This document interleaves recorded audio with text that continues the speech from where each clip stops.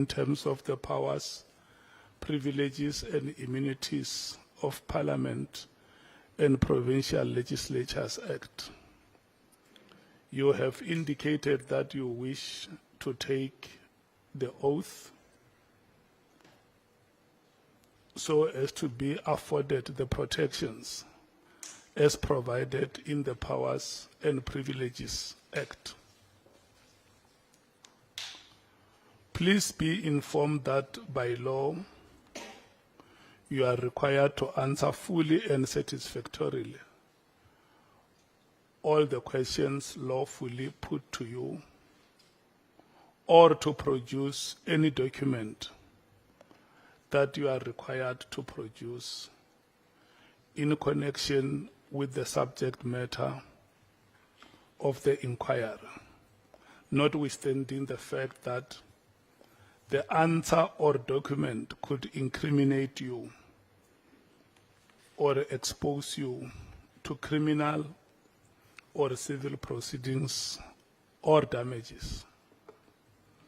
You are, however, protected in that evidence given under oath or affirmation before the House or committee may not be used against you in any court or places outside Parliament, except in criminal proceedings concerning a charge of perjury or a charge relating to the evidence or documents required for these proceedings.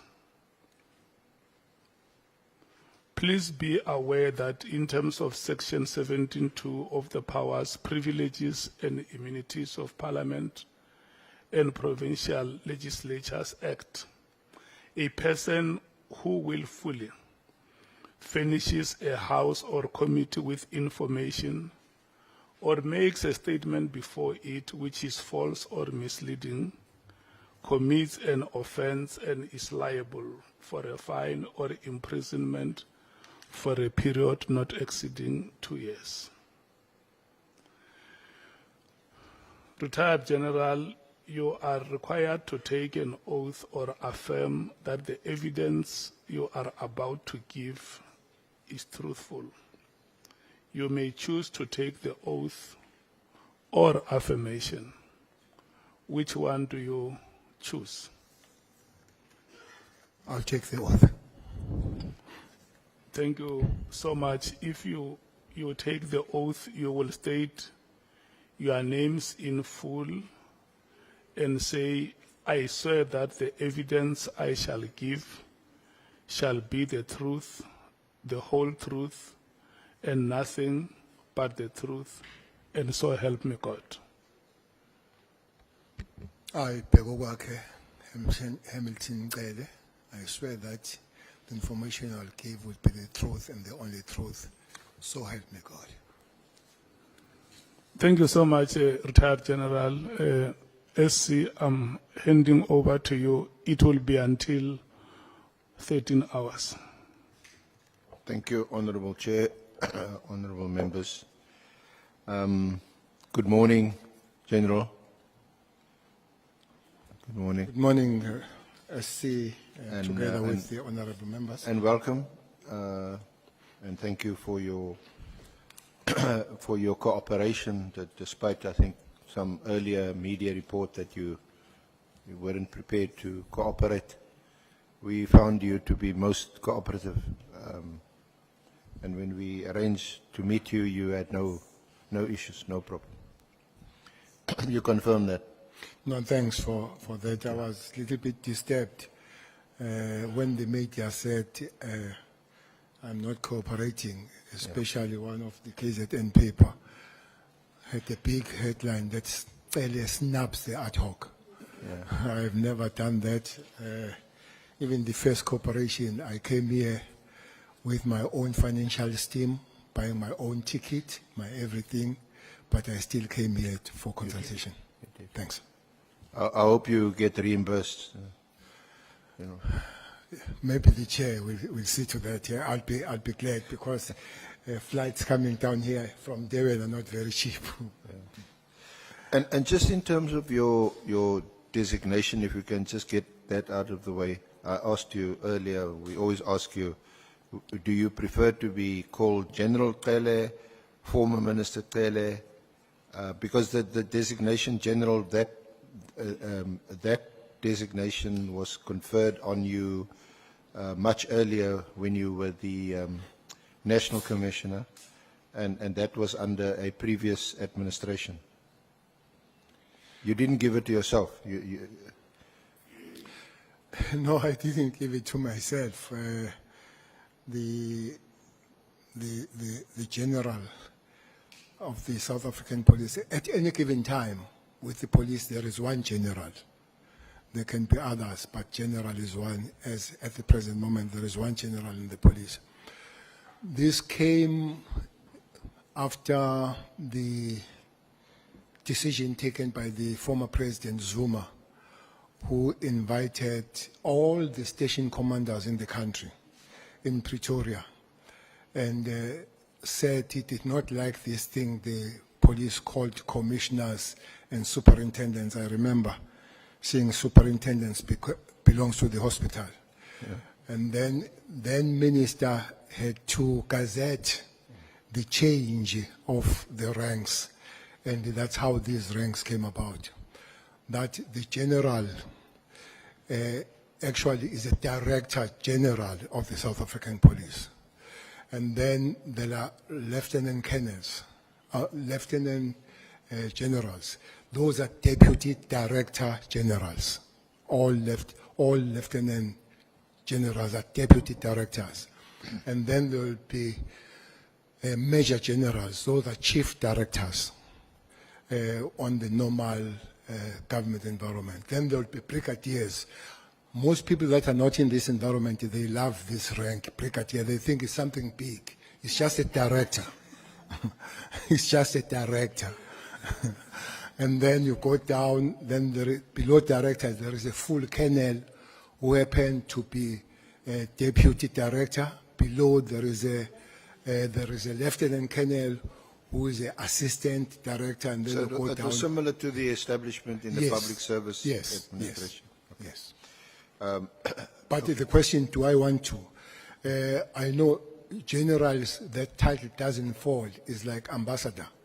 That title doesn't fall.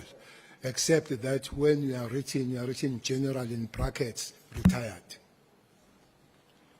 So do you want to be called retired General Cele? That should former be so, minister? Former minister, whatever it comes. Thank you. Okay. Thanks. Okay, former minister. You've been through your statement several times, and we've consulted you on it. So perhaps we've also been through the terms of reference, which you'll see quoted on page 3, General, page 3 and 4. And there's a number of paragraphs in the terms of reference that you able to assist the honourable members of the committee when it comes to interpreting them and applying them. For example, 4.1.1 political interference within Saps, you can speak to that. Any related claim regarding corruption, financial or otherwise bribery, misuse of public resources within Saps, evaluating the extent of misconduct and unethical behavior by the members of Saps. You've been the minister mostly, so you definitely can assist with evaluating the effectiveness of the PKTT. You can't help us with the status of the dockets. You can perhaps cast some light on the instability in crime intelligence. You can speak to us about the alleged corrupt relationship between Minister Nkunu and Brown Mogotsi, and between Mogotsi and Vusumuzi Katmatlala. You can perhaps assist us with some other aspects, leadership failures, and your own personal experience being in leadership positions in the police, both as a national commissioner and as a minister. Perhaps you can comment on the procurement process within Saps and how that could be strengthened, because we know there's a lot of corruption in the procurement process. You can talk to us about the alleged existence of organized crime syndicate.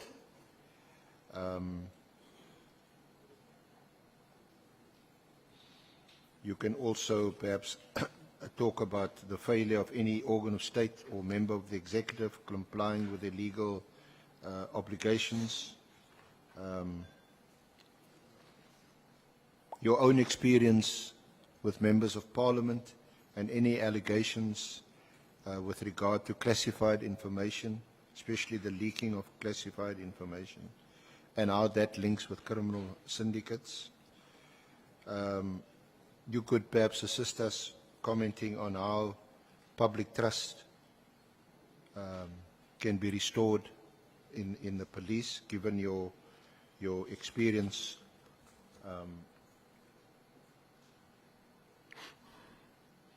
and perhaps any conflicts of interest that within Saps itself. We know that there's jurisdictional issues between national, provincial, between provincial and deputy national commissioners, and their role that they play from head office, and the PKTT itself as a national unit, but largely focus on KZN, who has jurisdiction. So those are some of the issues you can assist us with. Would it be fair to say that, General? You've got to speak into the microphone. You're never a man short of words. The nodder's not going to pick. They're not going to pick it up. No, that's fine. Thank you. So you served as our Minister of Police from February 2018 until June 2024. You were not reappointed after the formation of the Government of National Unity in June 2024, but rather your successor, Minister Mkhunu, was appointed.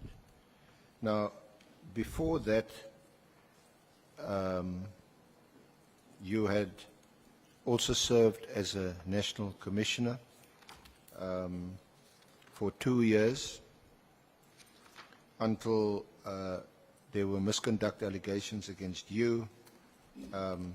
You were suspended in October 2011 and then removed in June 2012. Do you want to tell us about that? No, thanks. Thanks, Honorable. If you do need some assistance, it's in your statement. But I'm sure you can, I'll look at the from assistance, memory, yeah. But I also deal with the assistance that I know. Thanks. Thanks, honorable members and all that are present. I think all my life has been on security matters. After elections in '94, I was a member of the legislation KZN, and I was the first chair of the Safety and Security Portfolio Committee in that province. And well, I held other positions as chair of chairs and all that, but the main one was that I was a chair of the Safety and Security Portfolio Committee. That was a province which was very violent, and a lot of turbulence even after elections. I'm sure the members that come from that province will remember that. When the violence, otherwise mainly political violence, subsided nationally, in KZN did not. There were still some killings. The major killing was on the 25th December 1995. Remember, we've gone for election in 94. In a place called Shobane, when 19 people were killed on the 25th of December. I'm sure everybody knows what is the 25th of December. So violence went on at a mass level, but later it got a little bit an organized kind of violence. So when one became the National Commissioner, had to look at the mandate of the Constitution, what you're supposed to do is to try and keep South Africans safe and do things in a way that they're supposed to put South Africans first and put them safe and all that. So I was approached to be a National Commissioner of the South African Police. I must say, I did not agree initially. I did not like it. I was comfortable because I was an MSc in KZN by that time, MSc of Security and Transport. So for me, province was nice and comfortable. I was not very much keen to go national. I remember when I was approached by the president, which I think is his constitutional prerogative to appoint national commissioners, I said to him, Baba, I'm not very keen, but unless you say you are instructing me, so I'll do it. And he said, I'm instructing you. I said, okay, then I'll take the instruction. And I became then the National Commissioner. I think it was June 2009. Who was then Minister of Police? The Minister of Police was Mthethwa, the late Mthethwa. May his soul rest in peace. And then I went to be introduced. I was supposed to start 3 months earlier, but Bheki, who was the National Commissioner, had not been told, and the statute says you must be told 3 months before if you are not going to be appointed again as a National Commissioner. So that's what delayed my appointment, that it came in July 2009. So as it came, I was introduced in Mahlambandlovu. All generals were invited. You could see that there was some shock in some other generals that who is this outcomer who comes here when they're on general. But one adapted quite quick, and the working relationship with all the generals was very cordial, with except a few. Fortunately, we had a target, we had a focus to work towards. That was World Cup 2010. So we had a very little time to do other things, but we had to make sure that 2010 is safe. One worked with everybody that found there, especially in the headquarters where Masimula would be part of them.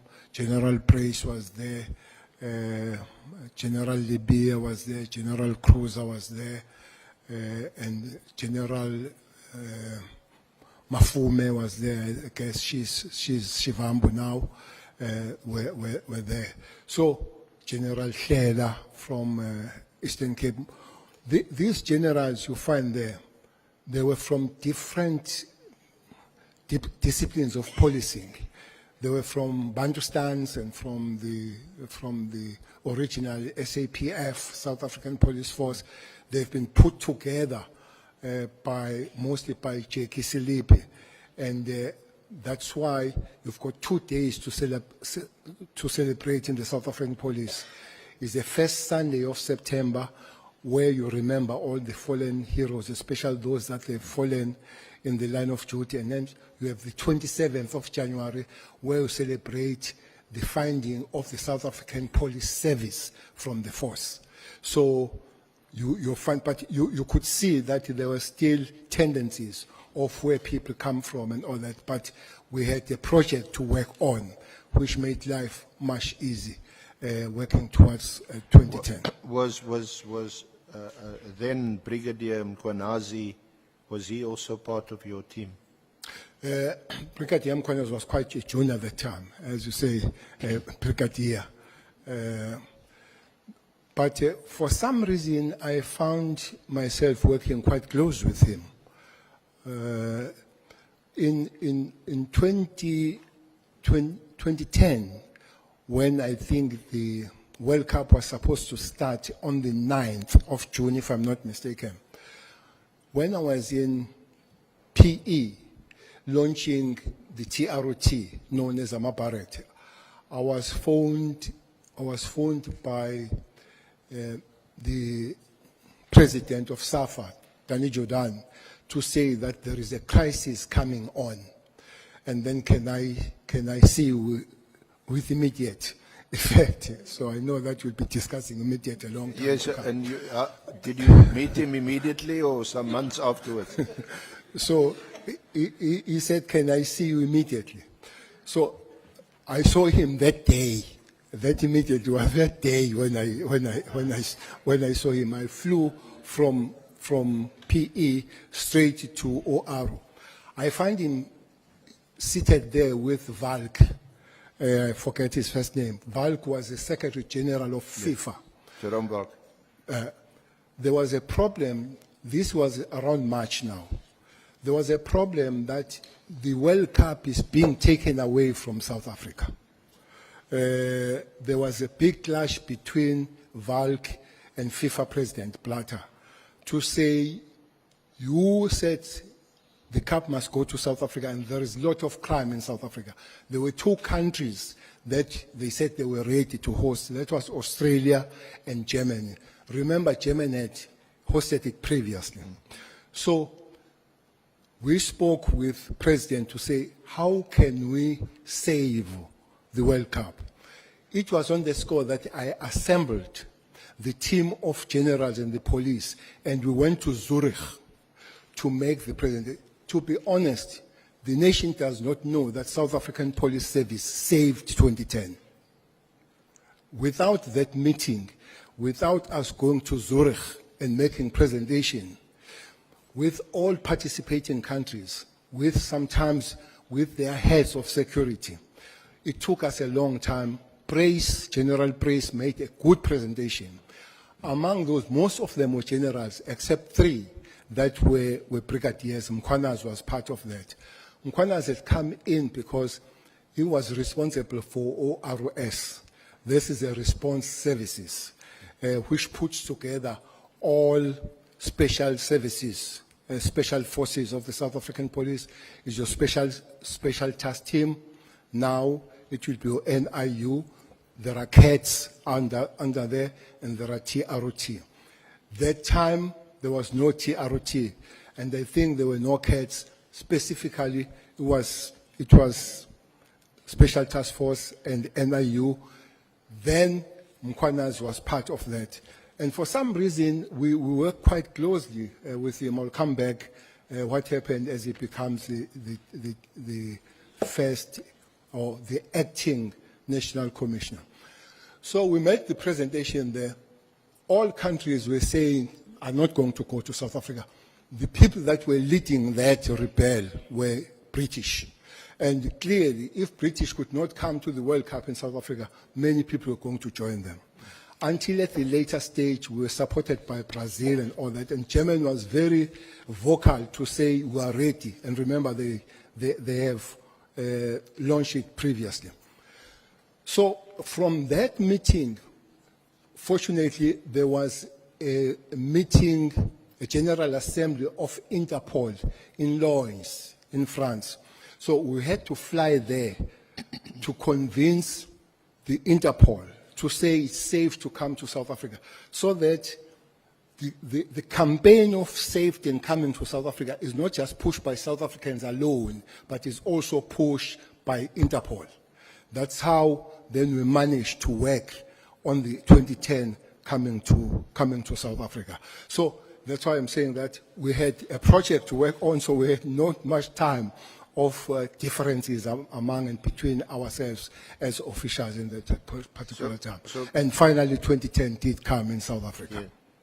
Yeah. I think most, if not all, South Africans are indebted to the work done by the police during 2010. It was probably the high point of the trust that people had in the police. Or maybe the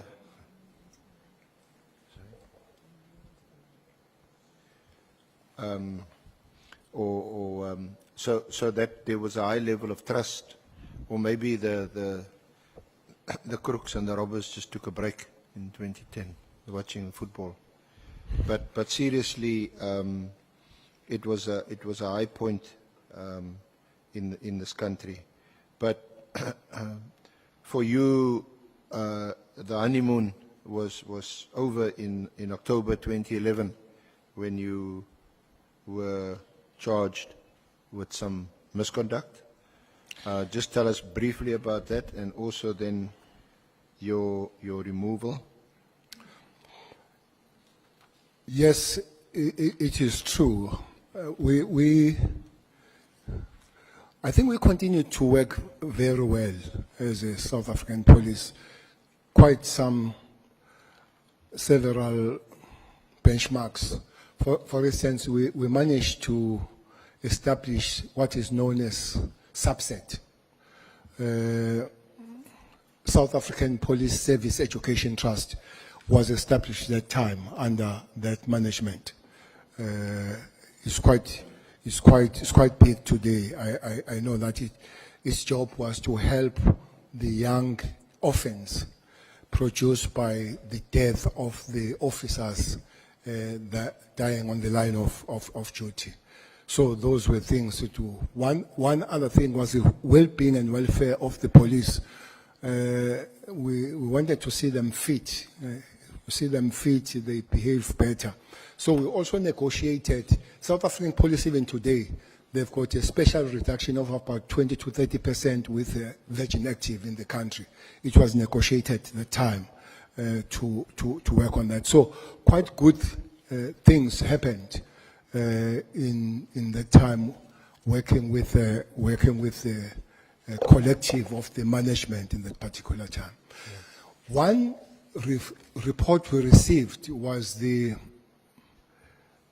fact that the Waghuis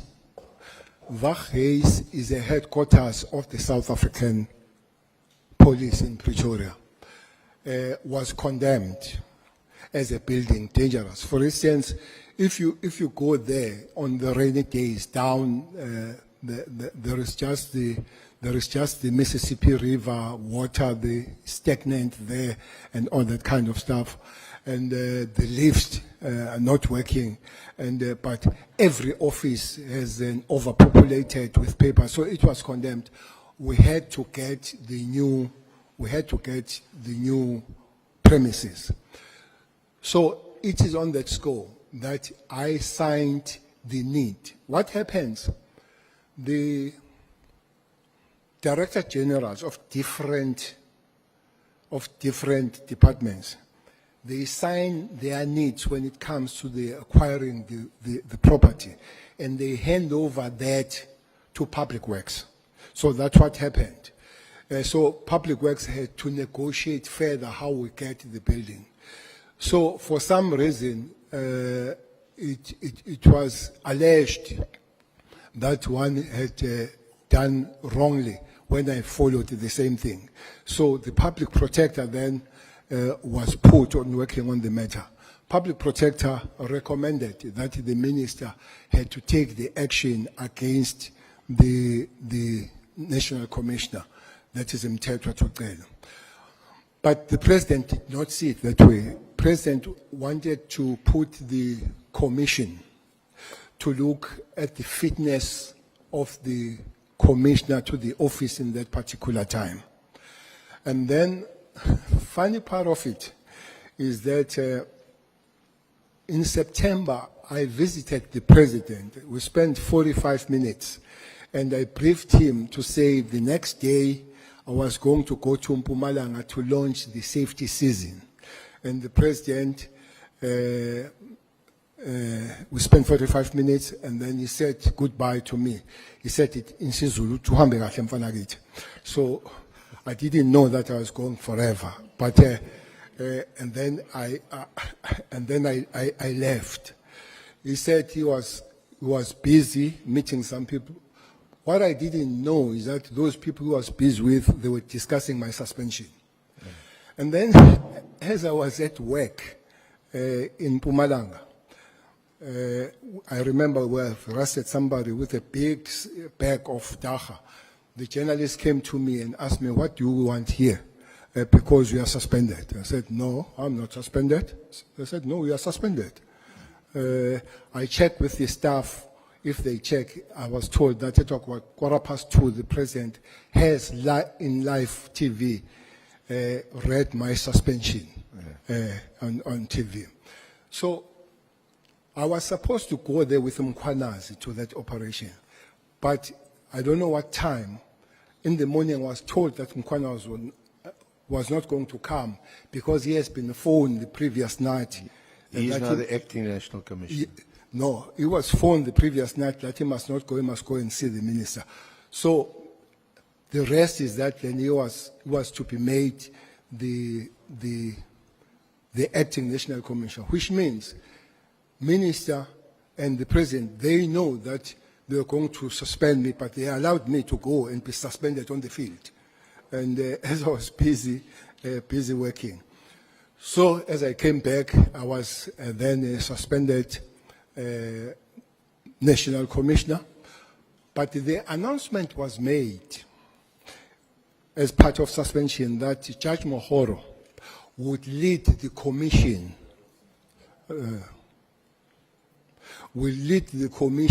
that will check the fitness of the office. And then one had to sit and wait for that time to come. But at a later stage, it was changed from Mohoro, and it was made Moloi from Free State.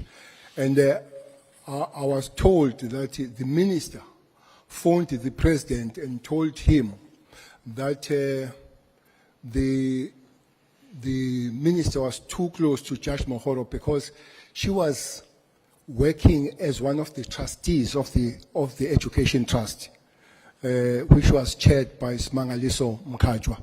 So they felt that he was too close. Maybe it would be biased towards Cele. That's why they changed and they brought Moloi from Free State. I must say that commission was very much loaded against me.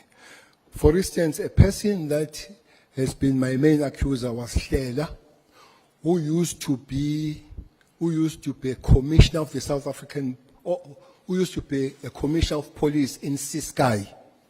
And the prosecutor there was Noche, who used to be the minister of police in Ciskei. So Cele and Noche were coming from Ciskei and they were prosecuting me. But one person that was there was Judge Madanga, who was one of the leaders of the... He was the evidence leader. Yes. And then finally the decision was taken. I was found not to be fit for the office, and then I guess in 2012, then I was fired. But we know that you subsequently challenged that decision. You took it on review, and it was granted in the High Court, although it was not opposed by the South African Police or the Minister of Police, and you were then cleared. But just to backtrack a bit, what would have been the motivation, to your knowledge, for your initial suspension and the subsequent inquiry that was instituted into your alleged misconduct? Well, I don't know. Maybe it will be accumulation of being delinquent, because there were orders that I refused to take. Maybe the first one was to suspend Mdluli. Mdluli was suspended by me. Richard Mdluli. Yeah, Richard Mdluli was suspended What, by me. was he the head of crime intelligence Yes. at the time? Yeah. Funny enough, Mdluli was employed June when I was coming in July. And funny enough, is the only Lieutenant General I know that was interviewed by the panel of ministers. Usually it will be the officials, the DGs and all, but he was, I think, if I remember, there were about 3 of them. The one I remember was Mtetwa and Cele and the others. So he came there before the National Commissioner came. So that created some problem between the National Commissioner and the head of intelligence. And the head of intelligence mostly would be reporting direct to the president, which I don't think is a problem, but also reporting to the minister, which then I think it's a problem, because it's a national commissioner that is supposed to be reporting to the minister. The second one, I remember that both the minister and deputy minister was Deputy Minister Mbalula and Mtetwa. They came to me and they said they've been sent by the president and instructed them to tell me to fire General Shabalala. Sean Shabalala was the head of PSS. I didn't have the reason of firing him. Instead, I shifted him from PSS to IT, where he went to grow the IT of the South African police. So there were quite some few of those things that I thought it would not be proper to follow those instructions. I remember that one brigadier, Tau, he was fired when he was in Algiers en route to France in preparation of the trip of the president, and I refused that he must be fired on that way without following. So I would guess, this is my guess, that it was accumulation maybe of being transigent in some matters. It came to that, but I believe that the building issues had less or nothing altogether to do with that kind of firing. So after you you were dismissed in 2012. Thereafter, you went back into or took up political office again after that, as a deputy minister of agriculture. That was 2014. Yeah. After election. Well, there is an argument that people will say that the president was kind to me to take me back as a deputy minister of agriculture. Actually, that's the only time that I was out of the security establishment. I don't think so. I think either the people of South Africa or the ANC did take me back to Parliament. I remember that I was almost number 1 to every list that ever existed, provincial to national was number 10 and all. So there was no way that I guess somebody would have been ignored. And I remember that Minister Senzo Mkhunu was going to be premier of KZN, and he went to the president to request that I go back to province so that we can strengthen the province. The president said no. He needed me nationally because he was going to give me a very crucial job. And indeed, I was a deputy minister of agriculture. It was quite crucial because one was looking after fish and forest. So,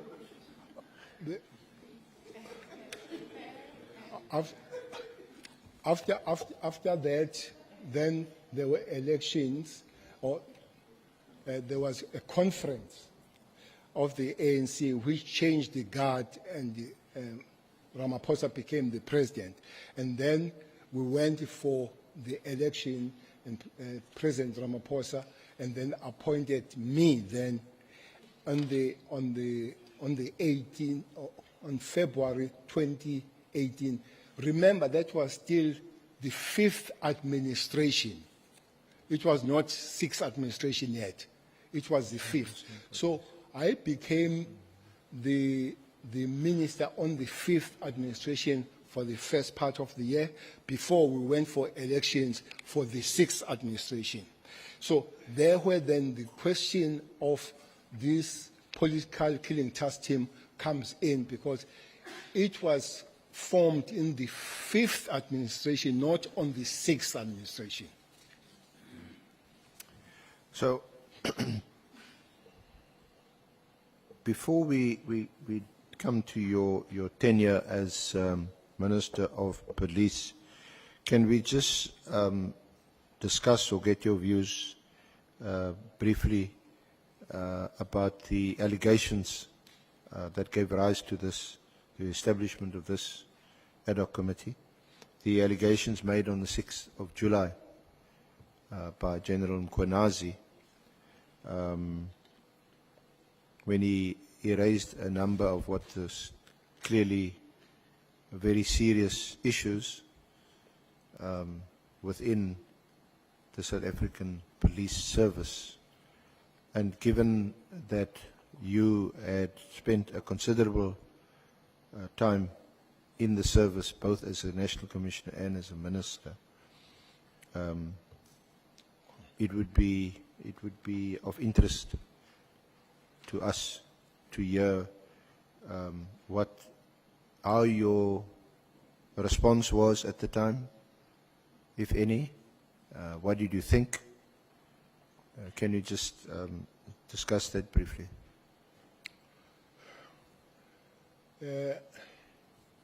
Yes, I was at the gym when I was phoned. At the gym? Yes. Are you still got the 20%? No, that was for the junior officers, not for ministers and the top brass. Those they don't have 20%. That comes from colonel down to the constables. So they still do, but I don't. Even as a pension, I still pay a full amount. So I was at the gym when I was told that the Provincial Commissioner of KZN, Lieutenant General Nhlanhla Mkhwanazi, is making the appearance there. So fortunately, I was towards the end, so the gym is not far from where I stay. So indeed, I found him on the screen. But I could see that he was in a full gear, a full gear of special task force with some members of task force and the members of NUU, and almost all district commissioners were seated, if not all, maybe one or two. And I guess there would be about 11 districts in KZN. So they were there. So I listened, and quite a big statement that was made on that particular day. And I knew some of the things that he would have said, and I would not know some of the things, as there would be more of operation. But I realized that one of the major problems was the issue of a task team that was dismantled. But I also knew that the task team has been dismantled because I saw the letter of the 31st December 2024, which I must say, personally was taken aback by the letter for several things that one can explain how it happened. Did these allegations made by General Mkhwanazi during the press briefing, did it surprise you? Did it take you aback? What was your reaction? Well, some surprised me, especially when he called to be a criminal. That surprised me. But Look, I'm not a police officer, so I would not know what is an investigation, what makes a police call the police that way. But whatever was said, I felt it had to be investigated further to find the facts on the matter. But in the portion that I did not know was the group of officers that have been sent to assist the investigations in Gauteng. I did not know that, which is not a problem, because as a minister, there are operations that you know, there are operations that you don't know. There are quite operations that are covert, that very few would know, that is accepted and known to the police. And there are those that they can be initiated by the minister because the communities have raised that issue. But the minister cannot go establish or disestablish. So you still have to go through the national commissioner for establishment and disestablishment. So there are a few of those that I will remember. By the way, this one is part of it, though on a larger scale, because it was announced by the president, calling the interministerial. But there are some of them. For instance, if you go to Manguzi, there is a lot of problem between Mozambique and South African border. It's called Operation Kotwemvubu. That is ministerial, but established by the National Commissioner. One big operation, quite big, is what is going on in the Western Cape. Initially, it was called Operation Thunder. That started almost on the same time with the PKTT. Operation Thunder was changed later to be Operation Lockdown, and that still continues. It's one of the biggest. I don't have figures of finances, but I can assure you that is not cheap, because while I was still there, in 25 months, we paid 116 million for that operation. And it has not been scaled down ever since up to this point, though it has changed the name. It's still continuing here in Western Cape as Operation Lockdown.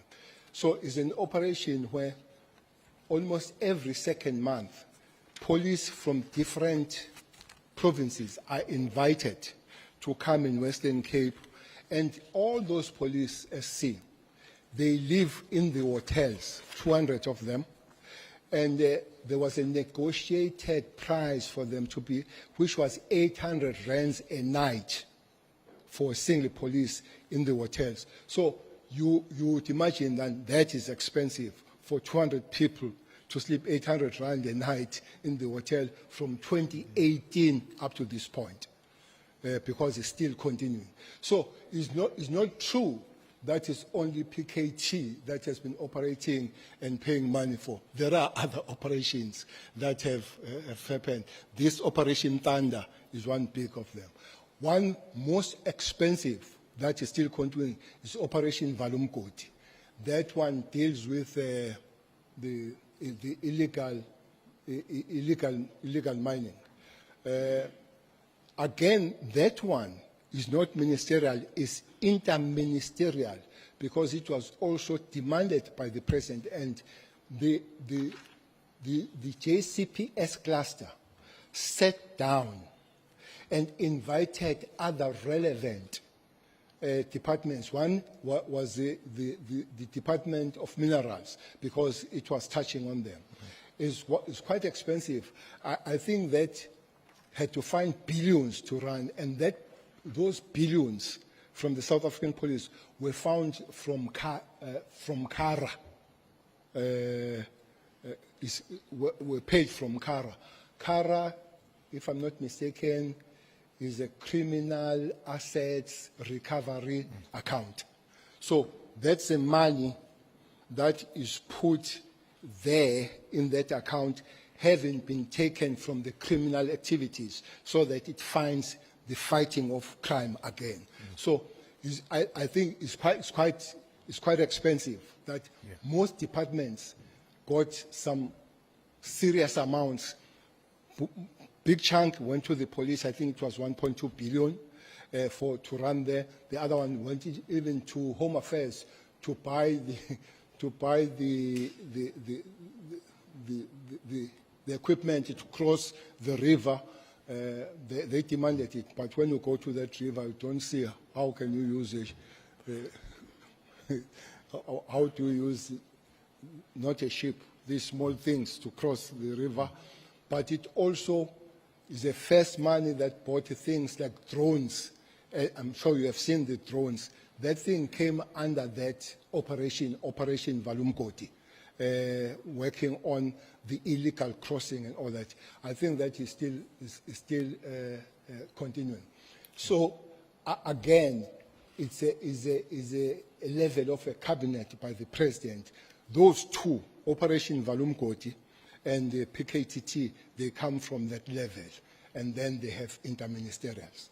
So just still briefly on the July 6 media briefing, when General Mkhwanazi spoke about the infiltration into the criminal justice system, into the NPA, magistracy, the justice, the judges, and this was sort of spearheaded by drug cartels. Was this new to you? Was this a revelation to you? Or has this always been the case? Or is it just a recent development or phenomena? Your comments on that? General Mkhwanazi is not the first one who made this allegation of this infiltration. If I'm not mistaken, it was said by Judge Tulare here in Western Cape. I think I have. Yeah, you referred to a judgment.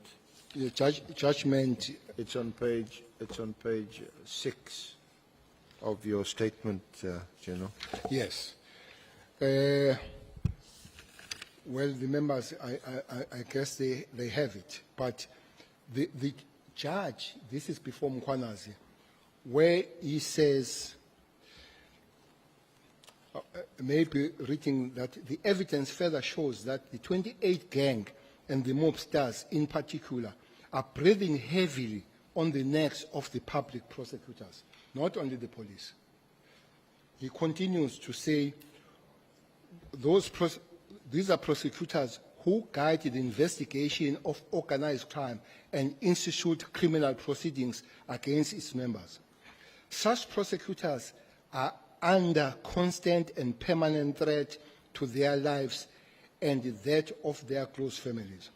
The evidence also shows that the mobsters have now moved gear upwards and are interfering with the decorum of the courts and the independence of the judicial officers. So this is a judge saying, not Mkhwanazi. So Mkhwanazi is saying this thing much later than the judge has pointed this thing. And testing the judicial oath of office, especially the word without fear. SC, there are things that frustrate if you work with police. Now, across the justice system, one major problem for the police is something called bail. Well, I'm always told that is a constitutional right.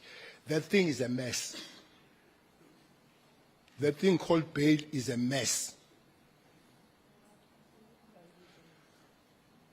You know, you go to Tembisa, you find a guy called Bibi. Bibi had 43 cash heists and 5 bails. 43 cash heists and 5 bails. 43 cases or 43 alleged? 43. Alleged cases. No, he takes the money.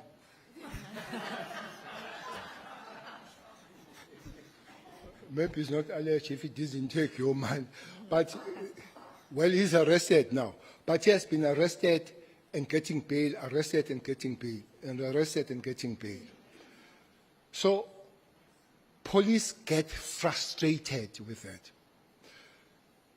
One major frustration was a guy called Ntuli, not this one. Ntuli is accused number 5 in the case of Meyiwa. Senzo Meyiwa. Yeah. Ntuli, as we speak, he's doing 6 life sentences. He was found guilty and sentenced, but got an appeal, or got the right to appeal, and given the bail. When he has been found guilty and sentenced to 6 life sentences, still given the bail. And some of the people that he went after are those that gave evidence against him for him to get life. This is a bail, animal called the bail. So it's a problem for the police, but we're told it's a constitutional right. The second one will be non-cooperation of maybe prosecutors. But just to pause there, it's a constitutional right, yes, because when you apply for bail, it's still just an allegation against you. Now, of course, we've got the Chapter 6 where it's murder, rape, robbery, then the onus shifts to the defense, to the accused. But ordinarily, you've got a right to bail unless the state can show that you're a flight risk or that you're likely to commit the crime again, etc., or that you're a danger to the public.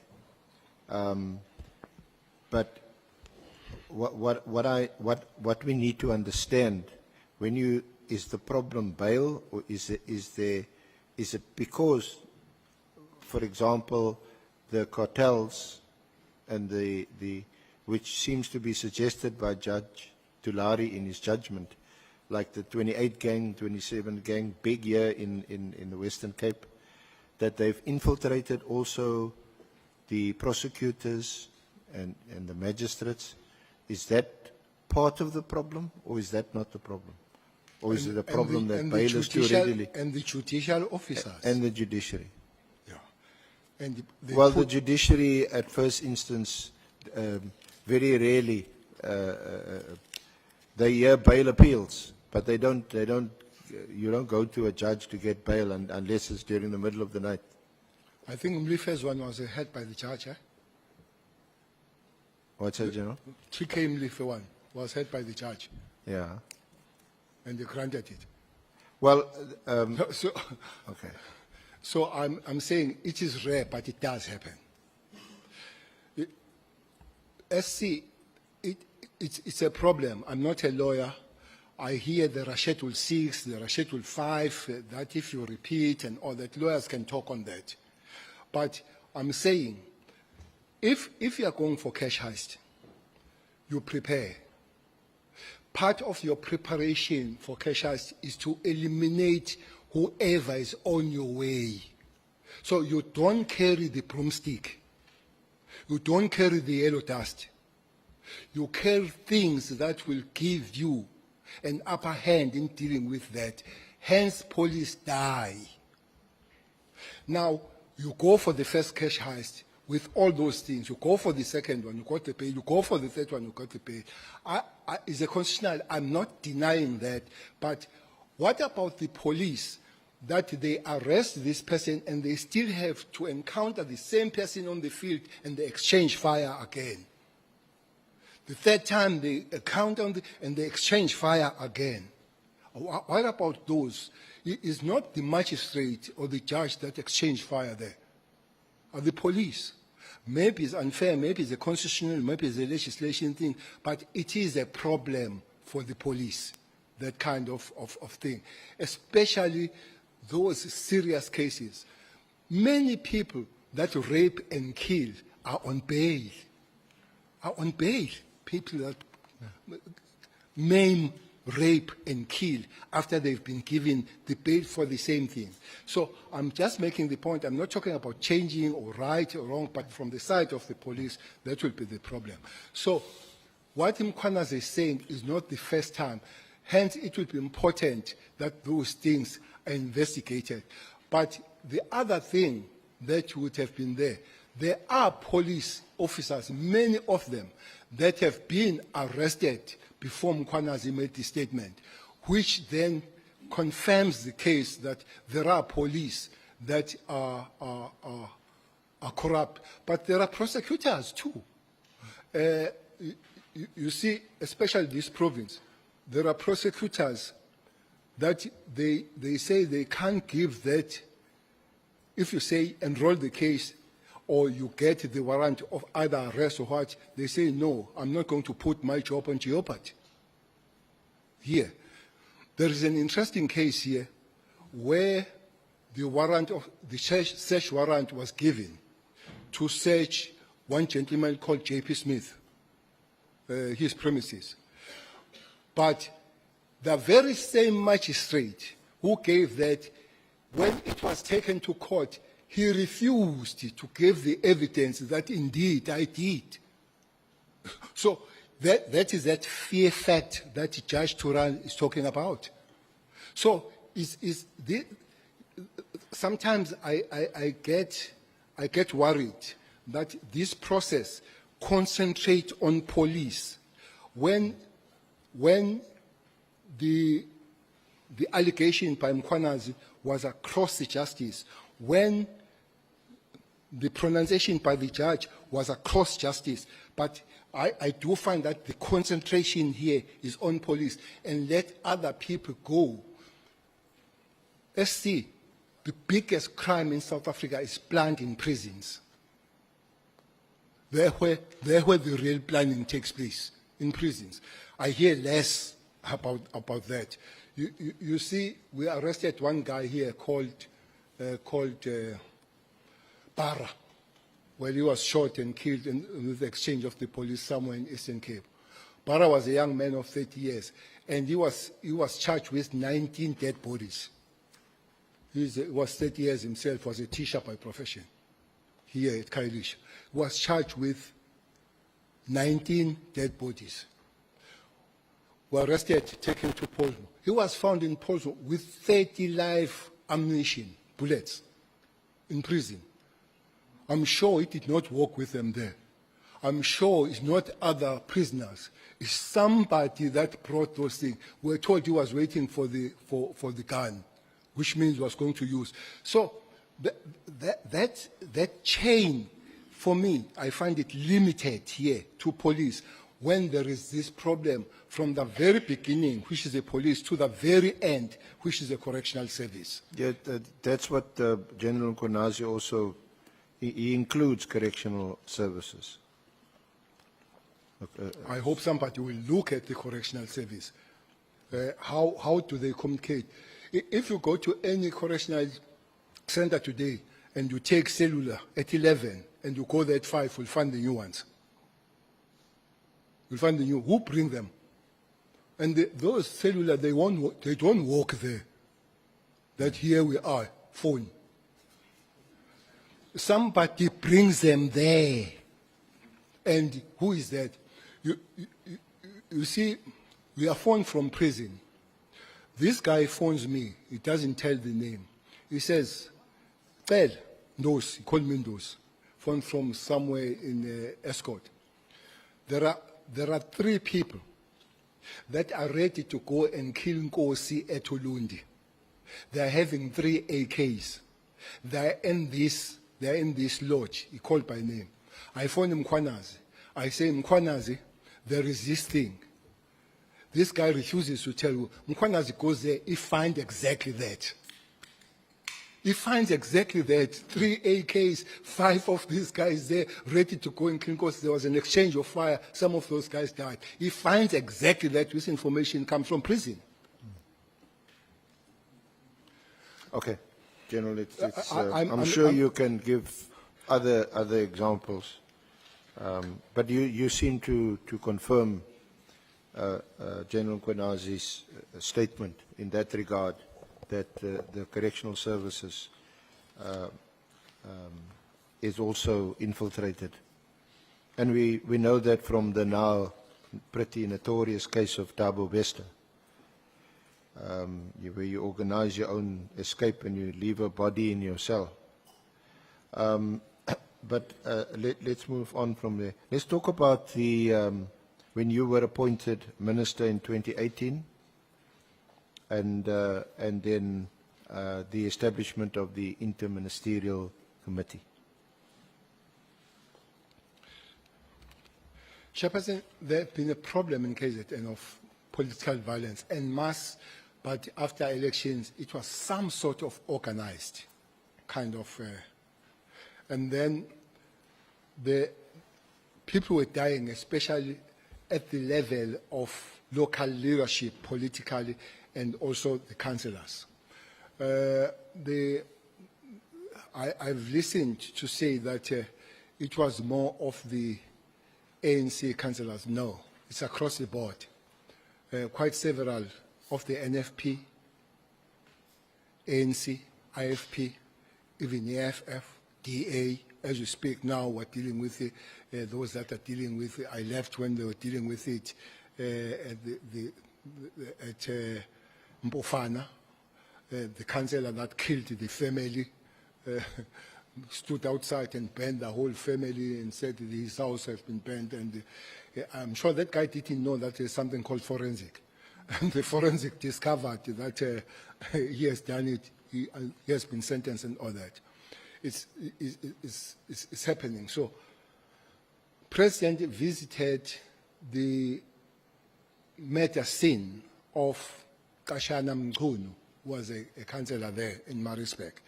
And from there, he made a call on the ministers of, I guess, were 4 ministries. That was police, defense, justice, this was together with the correctional service, and state security. So he says the ministers of these ministries, for me, interministerial is made by ministries rather than ministers. That's my understanding. That interministerial is made by ministries. Why so? Because those ministers immediately went to KZN. Was a Minister of Police, Cele, was a Minister of Justice, Masuta, was a Minister of State Security, Duba, the term was a Minister of Defense, Mapisa Ngagula. And then, when the elections came, and then there was a Minister of Police, and there was Minister of Justice, who's not Masuta now, but Lamula. There was a minister later, Mdise, and there was initially, there was only a deputy minister when it comes to state security, which was Zizugodwa, and later Nchabeni came on board. So they continued with the interministerial because these ministries were there. So interministers is ministers that move, but ministries, they stay there, and whoever is there continues. That's how I understand. So what was the mandate of the interministerial committee? The mandate was to go to KZN, specifically, sort the political violence, the matters that were taking place there, which were quite bad. Almost every week, a political figure was dying there.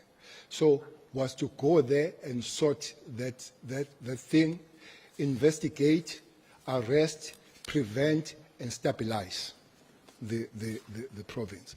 So when we went there, there was a committee, or there was some sort of a team that was provincially working there, led by General Kiliza, and then there will be Brigadier Makashalala, who is here in Western Cape now. There would be Chiga, who was the head of intelligence in KZN. We sat there as this interministerial. We were given the report, we all agreed, without taking it further, that there is a zero work on this death that is happening here. So we had then, according to the interministerial, try to start something better. So different ministers had to work on their departments. I remember that there was a big meeting of officials that was called.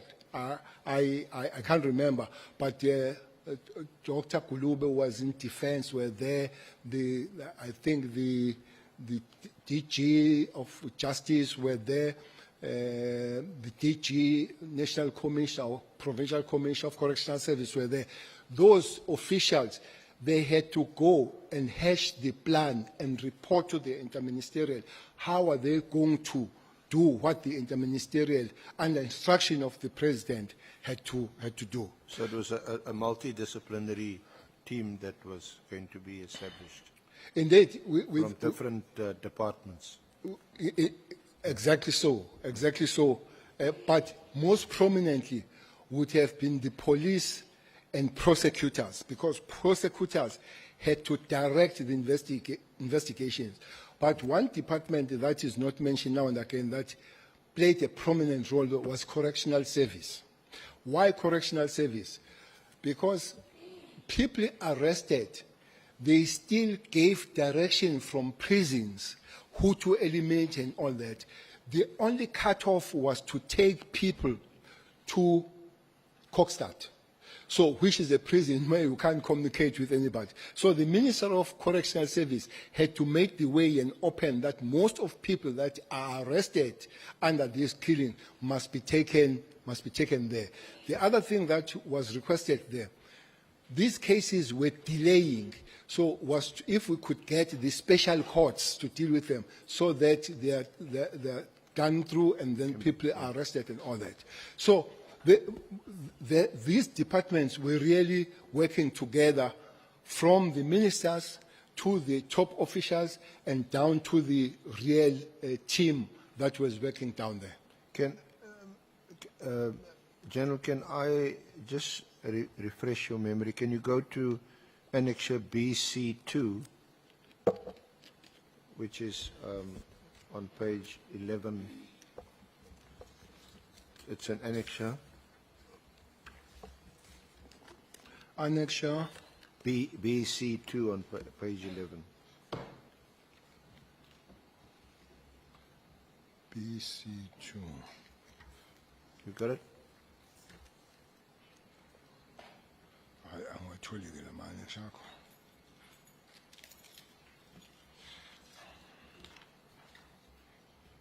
Oh, okay. You see, those are described as speaker notes by the Minister of Police, Bheki, Cele, political killings, and it is dated the 3rd of, is that August? 3rd of August, 2018. You want Yes, to run through that? Because this would have been immediately or shortly after, no, not immediately, shortly after the establishment of the task team. So you'll see a number of very relevant aspects of the Interministerial Committee dealt with there, to refresh your memory. Yes, I do see. And as you read down that, the team comprises of 126 members led by Acting Provincial Commissioner Lieutenant Mkwanazi and Brigadier Ngwenya and Khumalo. The National Prosecuting Authority has also dedicated 16 experienced, seasoned prosecutors. So from there on, the team kicked in as an interministerial or a multidisciplinary approach. So others would follow, like courts, but this one immediately kicked in. And at the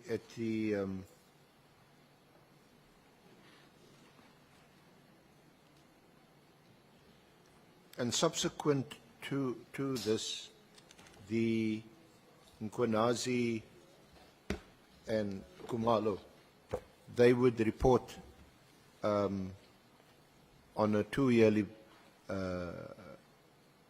base, or they would report to the Interministerial Committee twice a year on progress or on what they were doing, and you would then hold a press conference, the IMC, and you were, because you're the key person involved as Minister of Police, you would then address the media based on the reports you were getting from the political killings task team.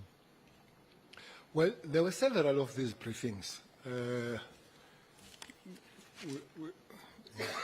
People responsible were invited to go down. If you're there, you can see. I'm referring to, go to page 16 also of the annexures.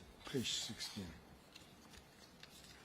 Annexure BC3 starts on page 15, and you can. There's a summary of the media briefings. Yes. And your statements on page 16, 21 May 2018, 3 August 2018, that's the one you just referred to, 13 September 2018, March 2019, June 2021, February 2022, 6 September 2023, and I think your last press briefing was in March. It's not here, but in March 2024, that was the last press briefing. Well, initially, these briefings were intense because of the work starting, but as the work happens, they become a bit slowly. But the members of the IMC will go and be briefed. Mostly would be briefed by the officials of the departments having been briefed by the task team. There will be members of the task team, especially the higher echelons like Kumalo, like Gwenya, like Mkwanas and all those, and those that would have been invited, and the prosecutors and the people from correctional service. I remember that Cele would be there. So that's how it would happen, and then there will be a media briefing. The media briefing, most of the time, it would not be Cele sitting alone. There would be other members of the task team sitting there and giving update of what has happened with the task team going down, and that last meeting would be the 5th of September 2023. But that was not the last activity. The team itself was invited, the PKTT. I saw some N on it now. I'm not sure about it. So Minister Nkunu put the N there okay. in front. I don't know N. So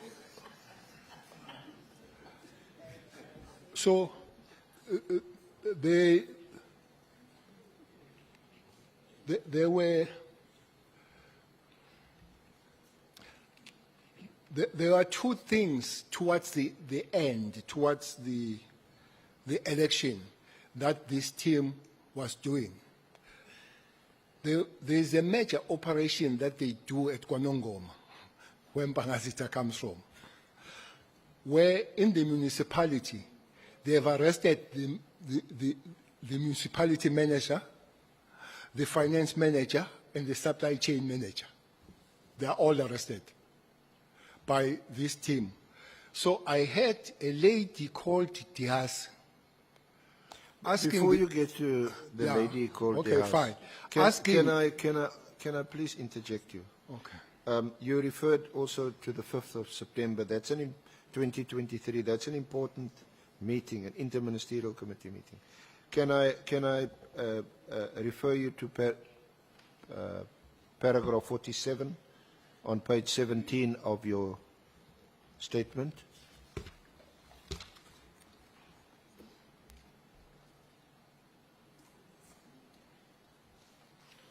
Right. But this is 17.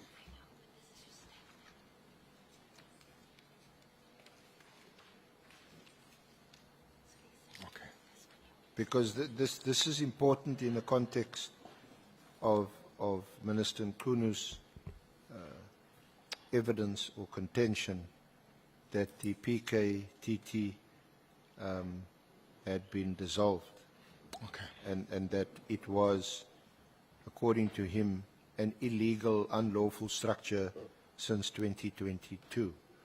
So just talk us through some decisions that were taken at that meeting on the 5th of September and who was in attendance. Well, I'm sure the whole minutes could be available. So, present in that meeting, I think it was Cele, Lamola, Matale, and Dise and the Premier of KZN apologized. So that was interministerial then. And then I think 4 resolutions, that is on the 5th of September. It was attended, it was Lamola, Matala. But if you go to resolutions, Yeah. 47.1, the first resolution was that Minister Lamola would engage the NPA on the matter of dedicated courts for political killings, which means there are activities of this committee that are still going on, have not been accomplished. One of them is this court issue. The second one is, the second resolution was the Minister Lamola was to deal with the issue of transfer of prisons to Koksat prison. There was a problem there. They will be transferred and unknowingly to the team and the investigating office, and somebody will take them back to where they come from and continue with their activities. So the minister had to deal with this, that those that are taken to Koksat, they stay in Koksat. Fourth one was that, third one, resolution was the success of the PKTT would be communicated in the media briefing to be held on behalf of the IMC. The media briefing eventually took place on the 6th, 2023. Obvious. 4, the final resolution was that the PKTT could not dissolve and that it must continue. That is the 5th September 2023 decision taken by the interministerial. Okay. So, what is your response to Minister Mkunu saying that the PKTT was disestablished? By who? Already since 2022. Disestablished by who? Well, it's not quite clear what he's saying, who said so. I think we have asked him, I think honourable members of the committee asked him, and that it's an illegal structure. The President instructs the ministries. The ministers go there. The ministers call their relevant top officials of the department to bring all components together. They come together. The team is formed. The team starts the work, and will agree. Maybe you are not going on details of the success and all that. It continues up to the end of the 5th administration. Comes the 6th administration, it continues. And these interministerials, as these ministers, the new under the ministries, they are there. And it goes for election 2024. This is there. I don't remember anywhere as the chair and those that we're working with talking about dismantling this team at all. What I would also remember is that, I guess, if I'm not mistaken, on the 7th of March 2024, the same team went to brief the president about the activities that they were doing in Fort Hare, since it was requested by the president to look at the matters of, we can come how it came about on that one. So this is now March 2024. We're going for election March, May. So this team is still active. I don't remember anywhere as a person that was almost involved at all in the understanding of activities. I don't remember the team being disbanded until I saw the letter that was written on the 21st December. The 31st of December. 31st of December, when we're drinking and dancing. Now, your view is captured at paragraph 49 on page 18. Paragraph 49. Yeah, on page 18 of your statement. Okay.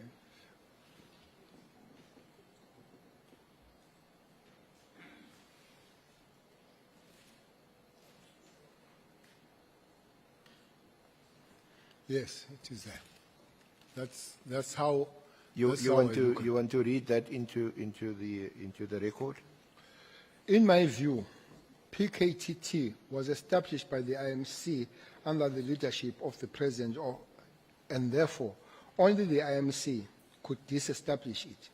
I have heard in these proceedings the submission that no IMC had been established under the 7th administration.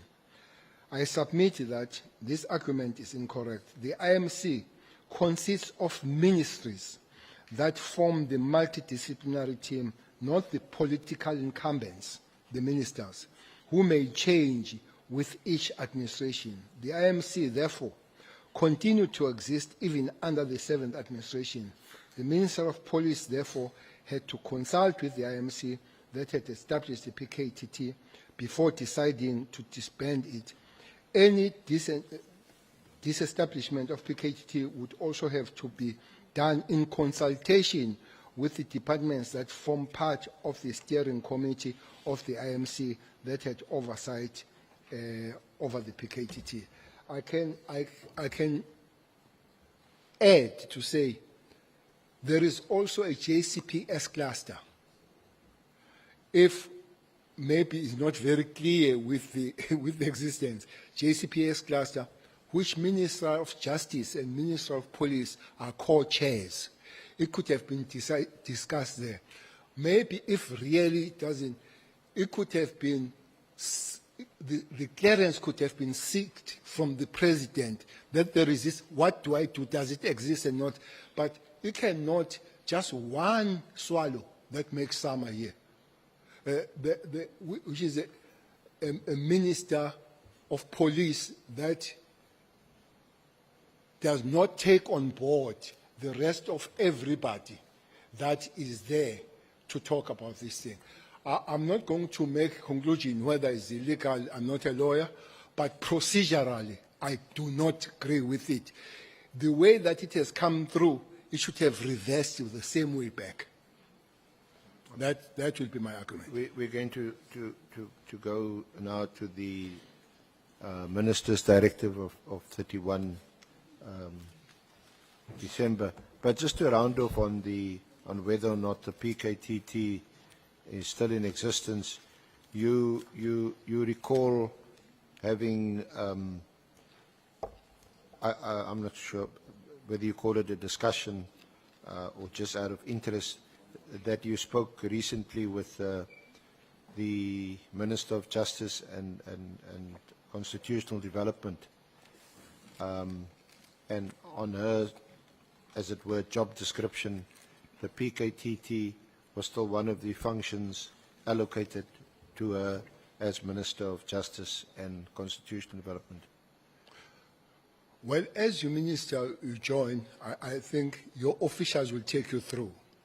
And it starts with maybe the handover from your predecessor. The time is short. It took me 2 hours with my successor. So there is a lot of things. But then you go to the officials of that department, and then they'll tell you the duties. It does, hearing from Minister Kubai, it still does come through as one of her jobs to be part of the IMC on this one. That would be my latest information.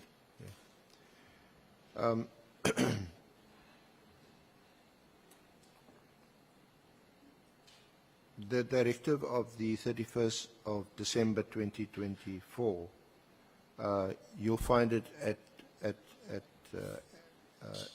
next to your statement as Annexure BC4 on pages 49 to 50.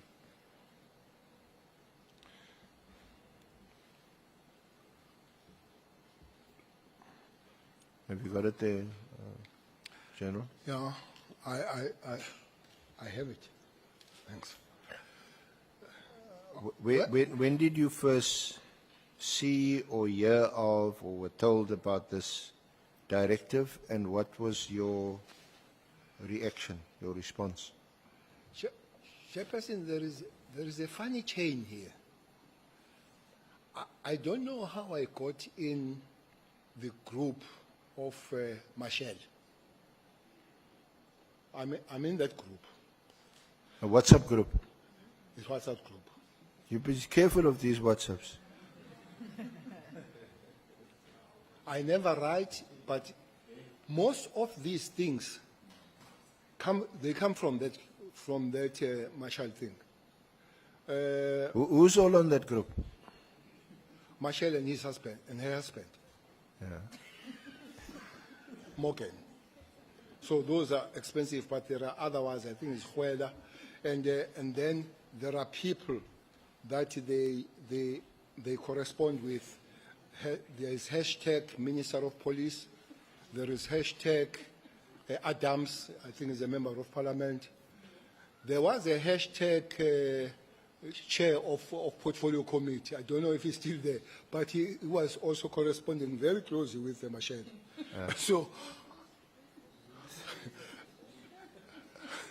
So this Michelle, so you get these things, but because I don't write, I don't say anything and all that. I don't think they are aware that I'm there and reading these things. Some of them are big about me personally, that how criminal I am. So, yeah. But I don't ask anybody. I sit and I look how criminal I am. So keep quiet.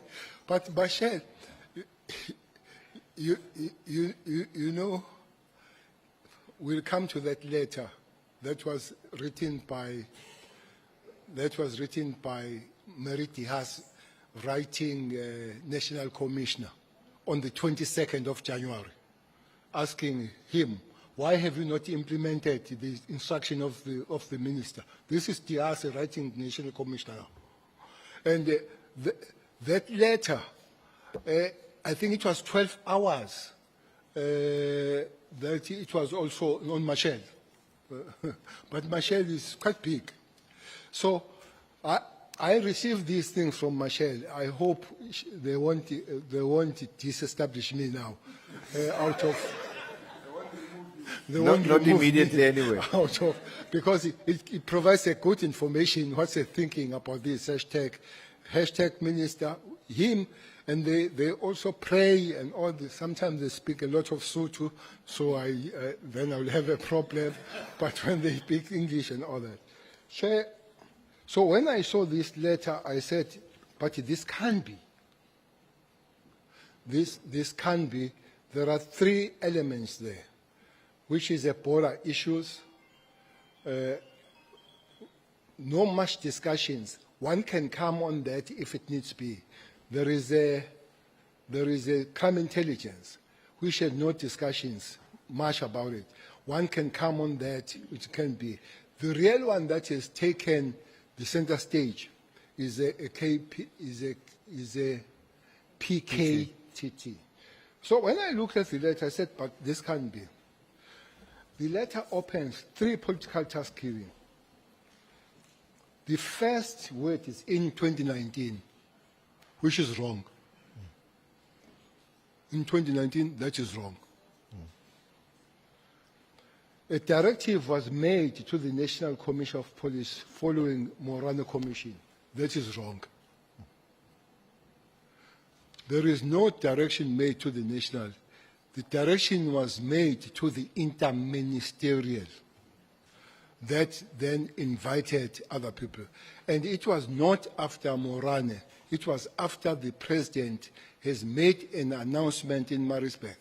Later it came to Parliament, but earlier has made that standing on a white hippo, saying these ministries must go there. So this Morane can't be correct. Then they say it's flowing from there. The interministerial task force be established, and it's not the force, it's the interministerial committee. The key mandate was correct: stop, investigate, resolve unresolved matters, which is a stabilization of the situation. That one is correct. My observation in this regard, which should not be the individual observation, it should be the observation of the committee, I guess. Is that further existence of this team is no longer required, nor is it adding any value of policing in South Africa.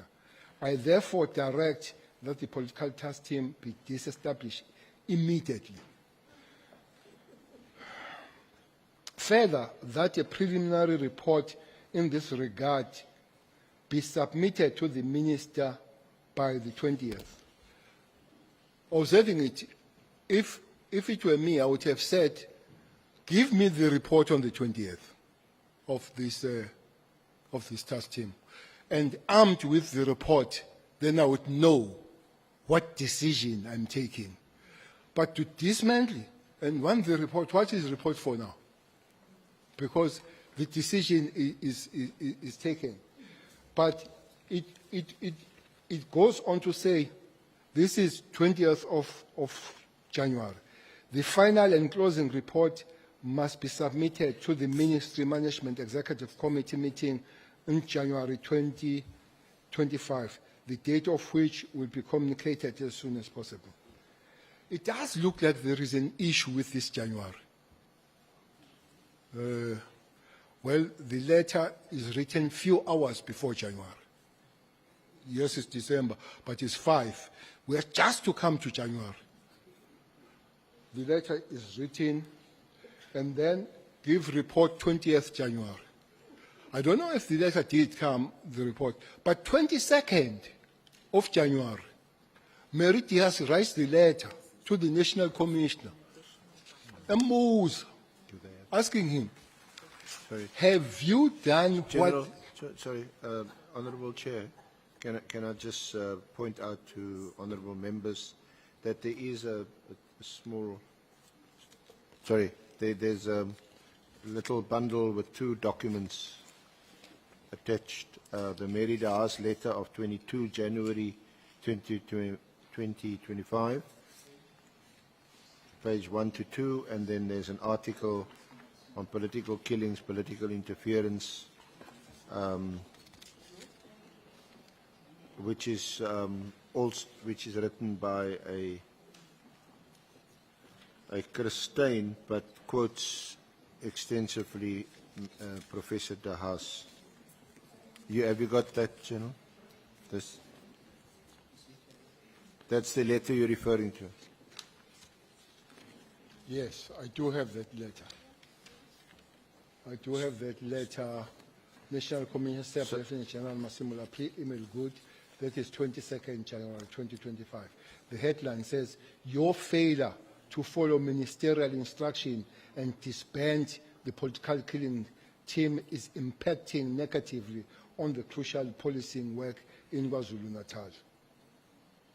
So that is a letter which I think paragraph 3 says, according to a report I have just received. I don't know you received this report from who? Mary Diaz. From concerned police or from concerned members, detectives in KZN cannot take exhibits to Pretoria laboratory because there are no funds to travel, the funds allegedly having been diverted to the political killing team, leaving crucial evidence, e.g. drugs, firearm, DNA, and cell phones in the province contaminated. 4, in other words, if these allegations are true, the Provincial Commission KZN is complicit in ignoring instructions given by the Minister and obstructing regular policing activities in KwaZulu-Natal. Please investigate and report to the Minister and Parliament immediately. Immediately.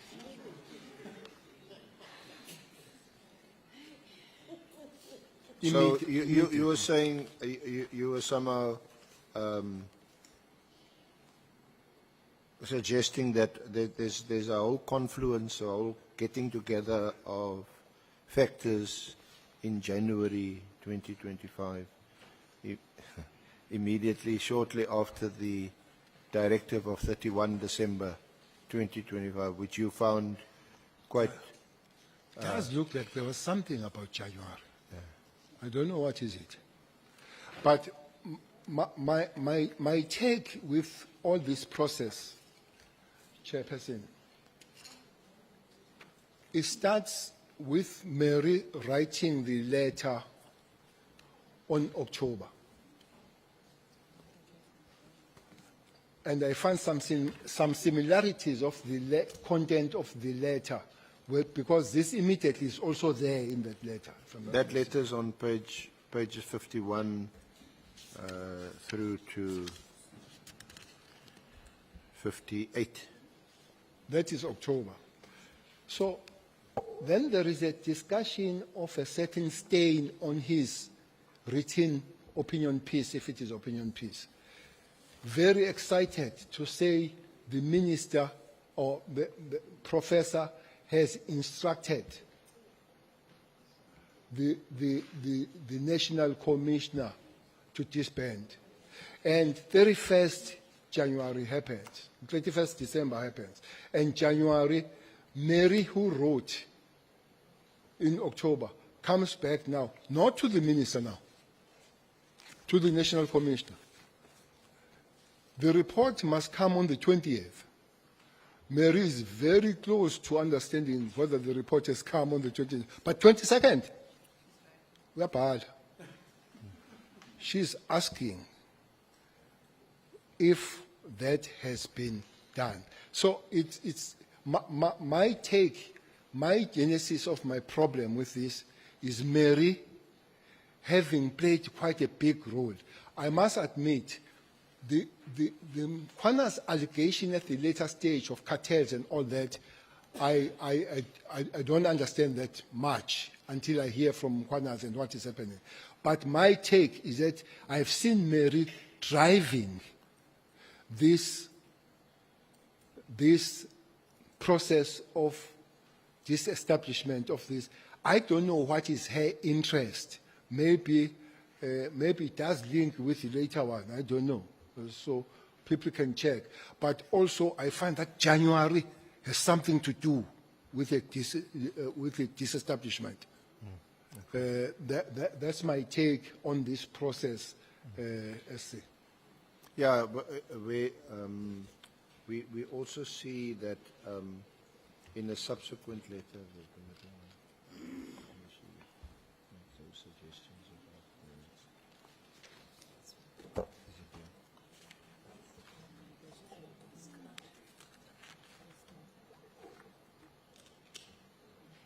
In fact, we also, I think I've checked. Excuse me, Minister.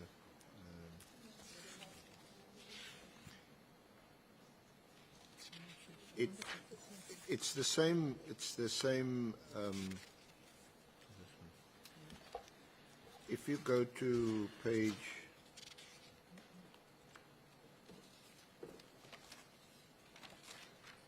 60, go to BC 7. General.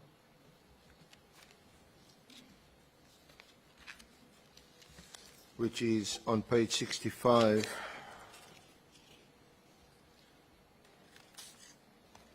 Page 65. To 70. Right, yes. Yeah.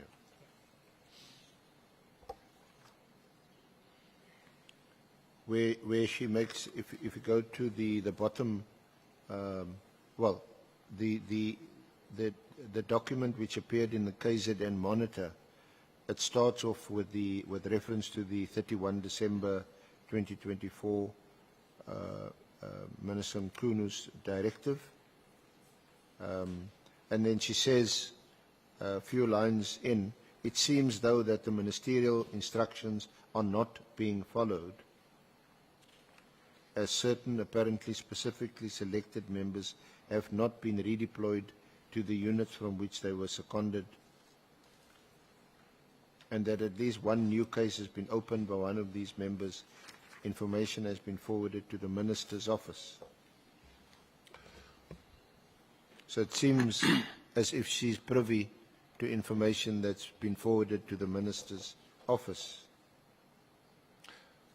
Then Yes, well, in the last paragraph, she said there was no good reason for establishing this team in the first place.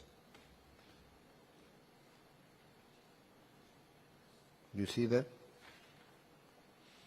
And then on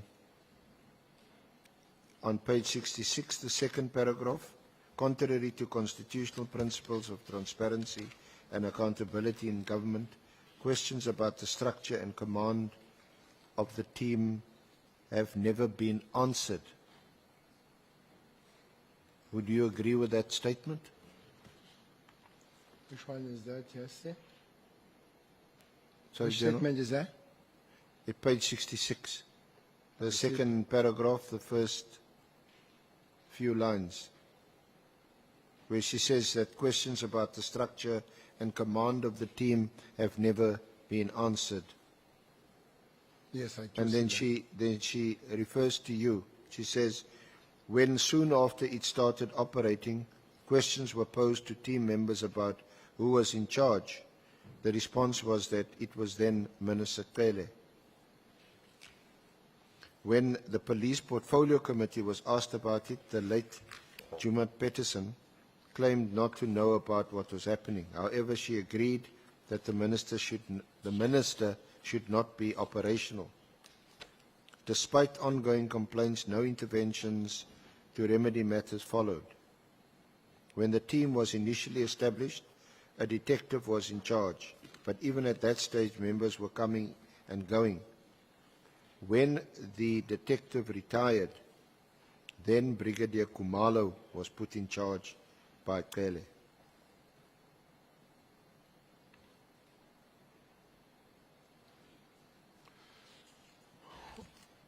Well, I met Kumalo when the team was established. 2018. 2018, I didn't know him before that. He was a brigadier. Very few, I think Mkhonas was a brigadier, and among the brigadiers, I would know him and maybe those that were in communication. But brigadiers are quite far to know them all. So Kumalo, I didn't know him. That's the first one. The second one, SC. Ministers of police are just unlucky. They appoint nobody. They appoint nobody. Even the national commissioners, they don't appoint them. The president does. And then the commissioners appoint the structure as per the constitution of command and control. So there is no minister. If I have any... We discussed this, but in terms of the Police Act, the minister appoints the head of the Hawks. Yeah, that's the only person, But according no to the other law. appointments you is the say only are person made by that the you minister. appoint, yes. So that the Hawks. But when it comes to the South African Police Service and all that, that is... so Cele could not then have been appointed Kumalo. Even if Cele wanted to appoint Kumalo, had to explain to the rest of the ministers that were part of the interministerial, what is this? So the issue of Kumalo, knowing him, whether it's investigator, whether it's in crime situation or crime intelligence, really I wouldn't know.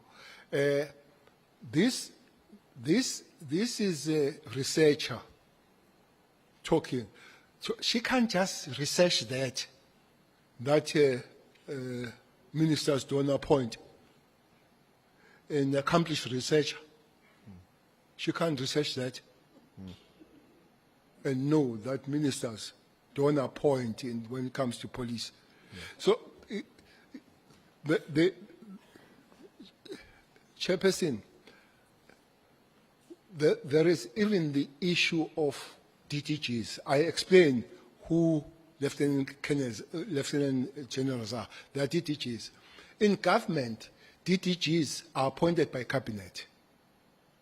So, DTGs, you motivate, you interview, and you submit to cabinet, and the cabinet agrees or disagrees, but not with the police. The commissioner announces in the morning that you are now Lieutenant Colonel, so you are Lieutenant General.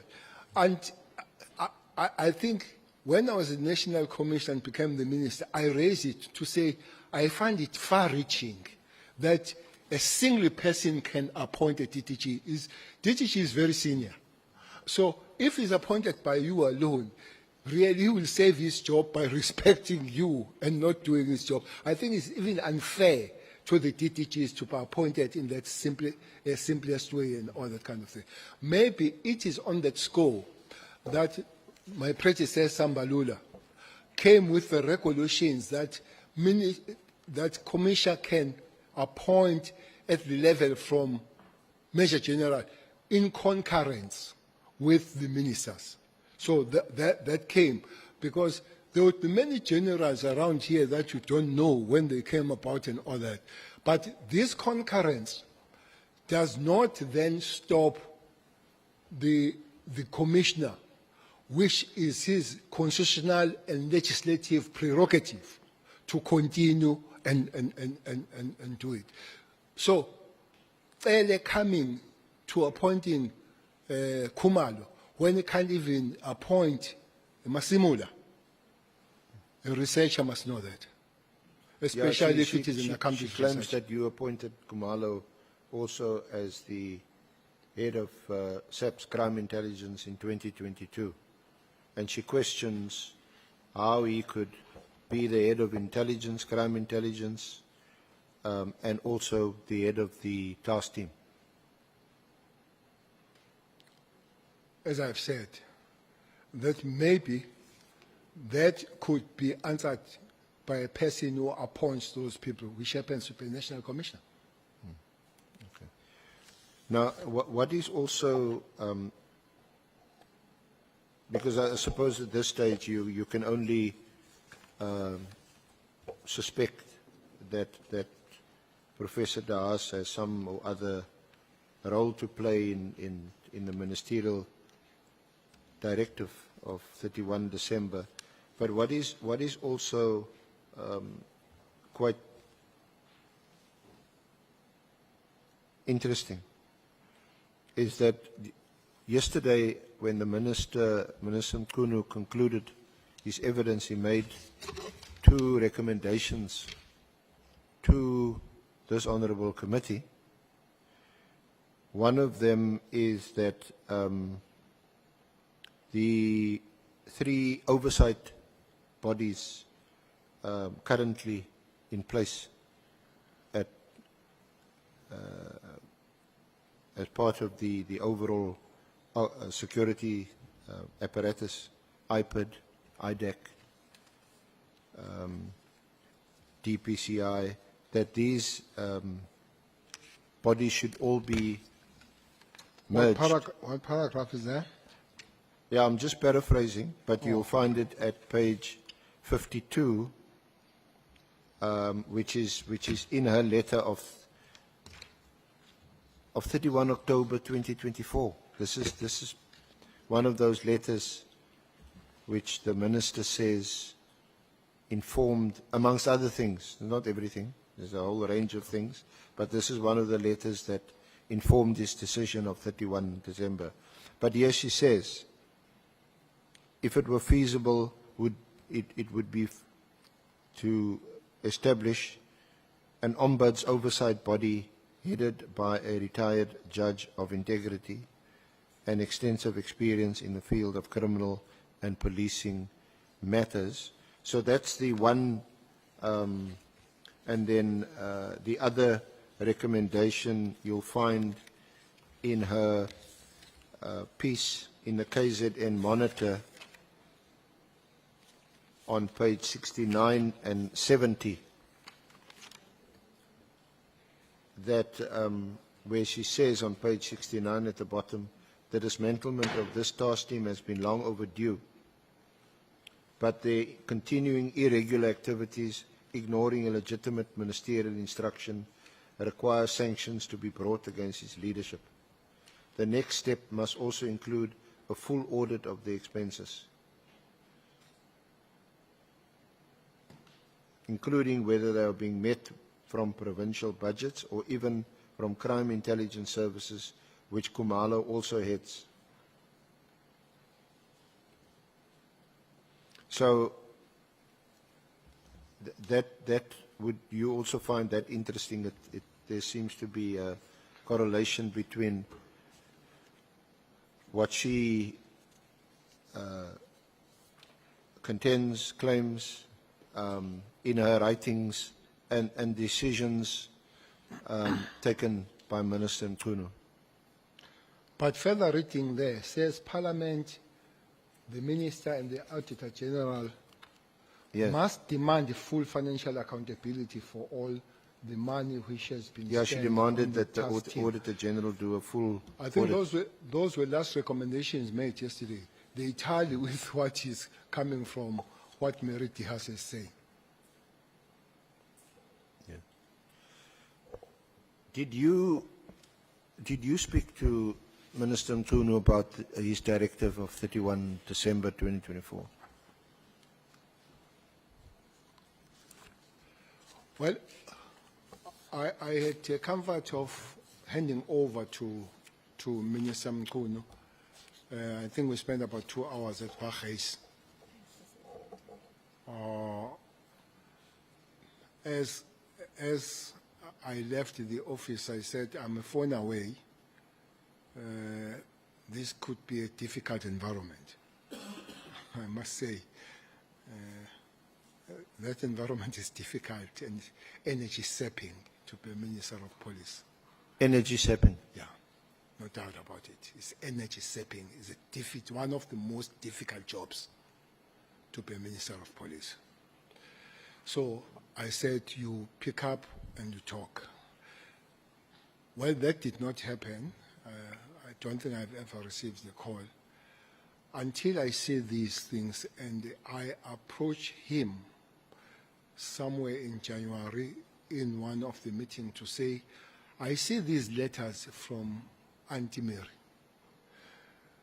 Can we talk about it so that we see how they go? Because my main fear was a wrong genesis of the letter he has written. That the genesis of the letter was wrong. There is no morale here and all that kind of thing. There is no 2019.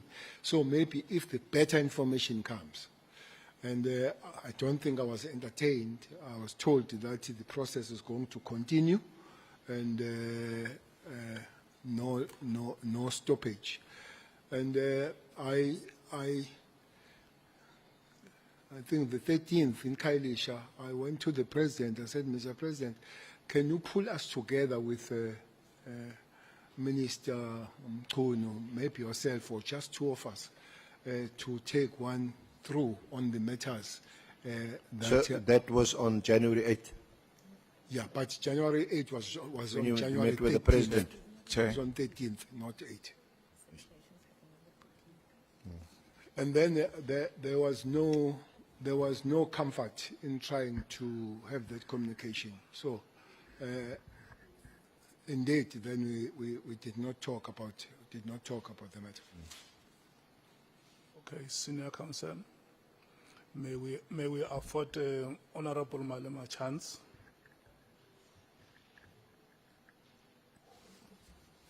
Chair, I was asking if someone has got a picture of Mary Dihase to put it there. Auntie Mary.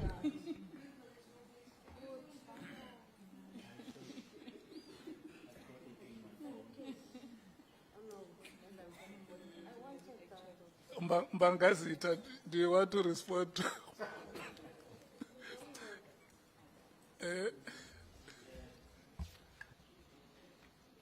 Yes, Honorable Chairperson. I was actually saying that I've got her picture on my phone, and I can volunteer to actually share it with him.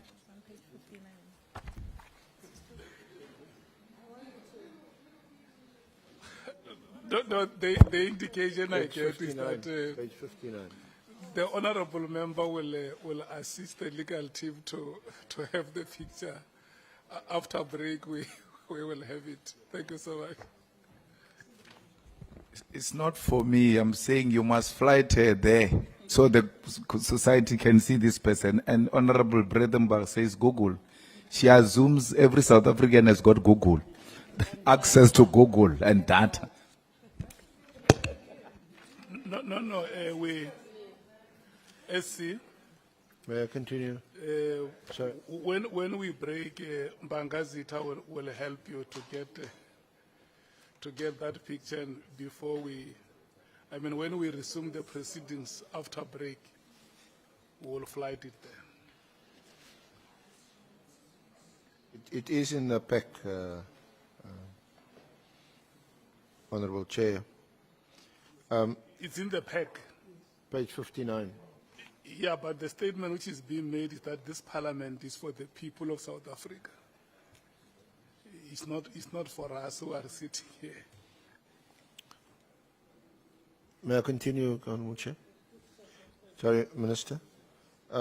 So you met with the Minister that sometime in January also? Yes, we're in the same meeting, but And January the 8th, you also raised this with the President. Just tell us a bit more about your discussions with the President, or was it even a discussion? no, absolutely not a discussion, because we're just, as I said, Mr. President, can you help? I need to speak to the Minister about the political task team. If you could organize the meeting, the three of us or him and me, because I've tried, I've failed. So that was the end. But I never discussed anything with the President on that matter. It was a request if the meeting could be facilitated. Now clearly, when you heard or saw the directive, you were not in favor, or put another way, you were opposed to the disestablishment of the task team. Two main things that would have made me opposed to it. The procedures of it, how it came about, for me it had to reverse that way. That's the first one. The second one, Chair, the letter says there's no value and has achieved nothing. Yeah. Maybe that's not the letter per se, but it's in the contents of Mary that has achieved nothing. He even accused that it was not supposed to be there. He should have taken President to court for it not to be there. But that it has no value and all, I would not agree. Chairperson, in that province,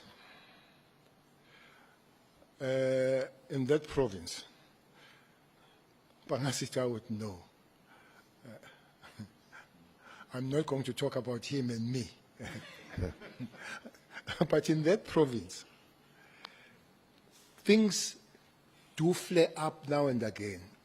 The mandate of this team is to investigate, arrest those people, and create stability. So here they say its work either is done and all that.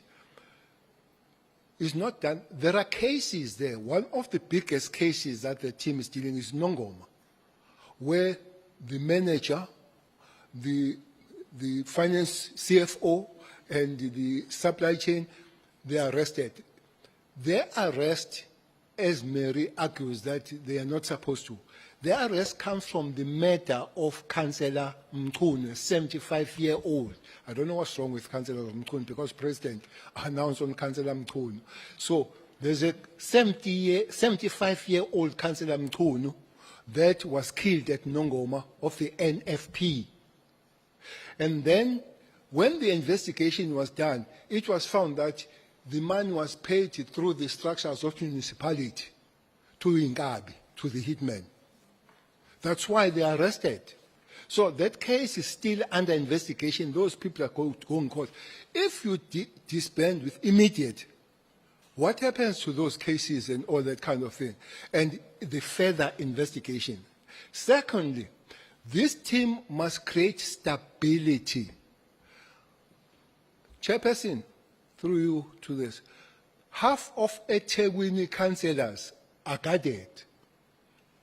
Those that come from eThekwini would know, are given protection because they fear to be killed. Mostly there would be ANC and IFP. They are still under guard. The municipality pays extra money, pays extra cars for them, pays extra SMT, pays overtime for those policemen. So this stability, for me, is not there. I don't know in other places, but councillors are still under guard. So which means, while a lot of work has been done, but the mission has not been accomplished, maybe I must say so, because there is this argument that there is a time bound for this KTT. I agree. But task teams and operations are based on two things: on timeline and the accomplishment of the mission. It's not because there's a timeline, so we say 6 months, and 5.5 down the line, people, they shoot each other. They said, yeah, guys, we said we stay 60, we are going. No. If the accomplishment of the mission comes early, yes, we can even go earlier. But if it doesn't, those that have authority to extend, which I guess the National Commission would do, it will be so. For me, it can't be measured with the situation that is one councillor. To me, it's a very costly measure to say, because one councillor has just been killed of late, it can go. It is. There should be stability to say, we are sure now that everybody that is causing trouble we have dealt with. Kwanongoma, there was a time when all councillors of all organizations were sleeping at Richards Bay. When the night falls, they get in a bus or taxi, they go, it's 116 kilometers away. They go and sleep there. What stabilized them to come back? There are two things. Those people who were arrested. So there's stability to Nongoma. But is that stability all over the province? No. It's not all over the province. As I'm saying, that people are guarded at Teguin and at a big expense, the councillors. 2 months ago, when I passed at Kwamash Hostel, the councillor there, Gwala, was escorted by the police, people chasing him literally. He's an IFP councillor chased by IFP people. So don't tell me that there is a stability that you can come. So when all those people are removed, for me, then that will be established. Then the mission will be accomplished. What happens if you withdraw them and then there's a flare up again? You go and constitute them and all that kind of. So I don't agree with having no value and mission having been accomplished. So without wanting to put words in your mouth, you seem to say that one shouldn't just evaluate or analyze the successes or otherwise of the PKTT in terms of the number of arrests, the number of prosecutions, and how many years people were sentenced to jail. But where there is a period of relative calm, it could, or in your view, that's also due to the continued presence of the task team. But the letter itself does say the key mandate was to stop, investigate, resolve the unresolved. Resolve the unresolved, which means it is understood for the fact that people are still gathered, for the fact that an investigation in some municipalities, there are cases that are unresolved that need to be followed and resolved. Even the letter understands. So why do you then stop when the mission has not been accomplished? What about one of the minister's reasons or arguments also that all South Africans, all of us, deserve and are entitled to protection and to be safe, and not only a selected province or a selected group of people, like in this case, politicians, mostly councillors, but he points, for example, to murders here on the Cape Flats, as you well know, and in other parts of the country now, Westbury, other parts that we read about almost daily. And for that reason, it's not just or equitable to just have a political task team that's focused on one province and one category of persons. Chairperson, is like saying you have a bread. Instead of buying the bread for those that don't have a bread, you take the bread from the one that you all go hungry. Instead of buying the bread for those that they don't have the bread. I fully agree. We are all equal. But maybe the book that we have not equality does silently apply sometimes. Some are more equal than others.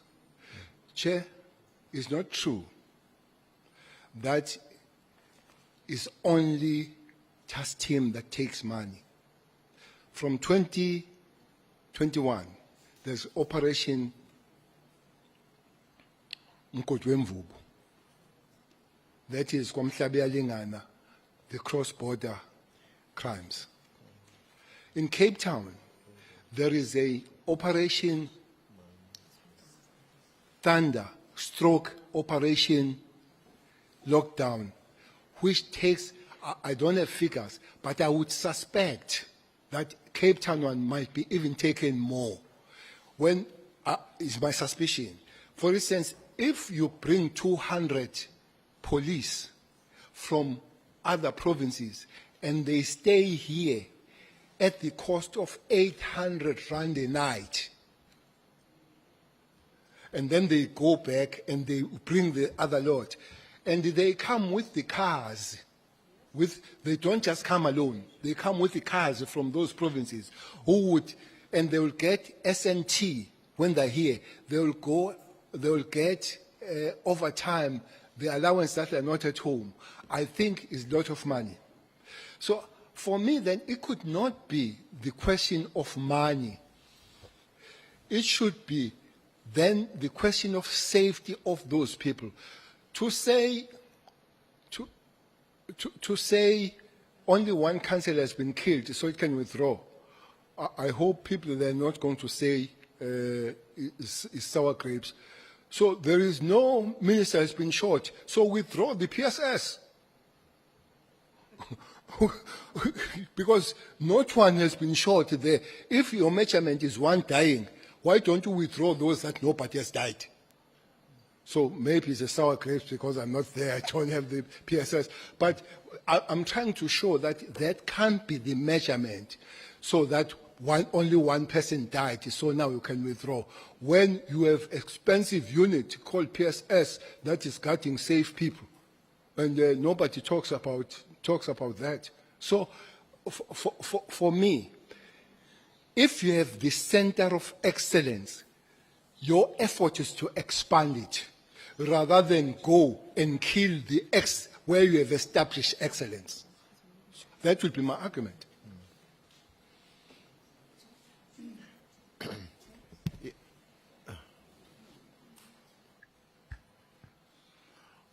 Honorable Sangwe. much, Chairperson. No, I just need clarity on this example that Minister Mkhunu is making. So he's saying because no minister has been shot, we should withdraw VIP protection for ministers. Is that the example that you are making, Minister?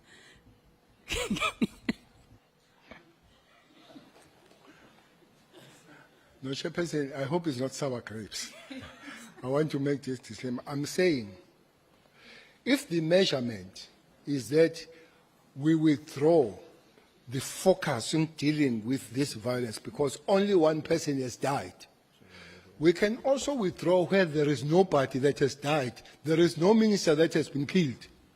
So withdraw from those that are not dying and leave a little bit for those that are still dying. That's what I'm saying. It's hypothetical, but that's what I'm saying.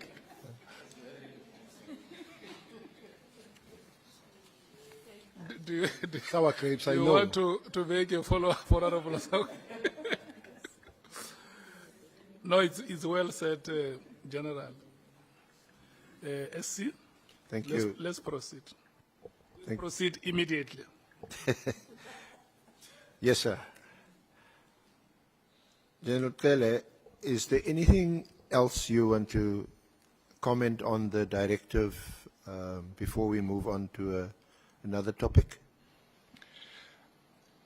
Chairperson, I don't want to be unfair to Minister Mkhunu to say it's cut and dry that you can't make suggestions. But for me, it would have been more relevant to sit down with the National Commissioner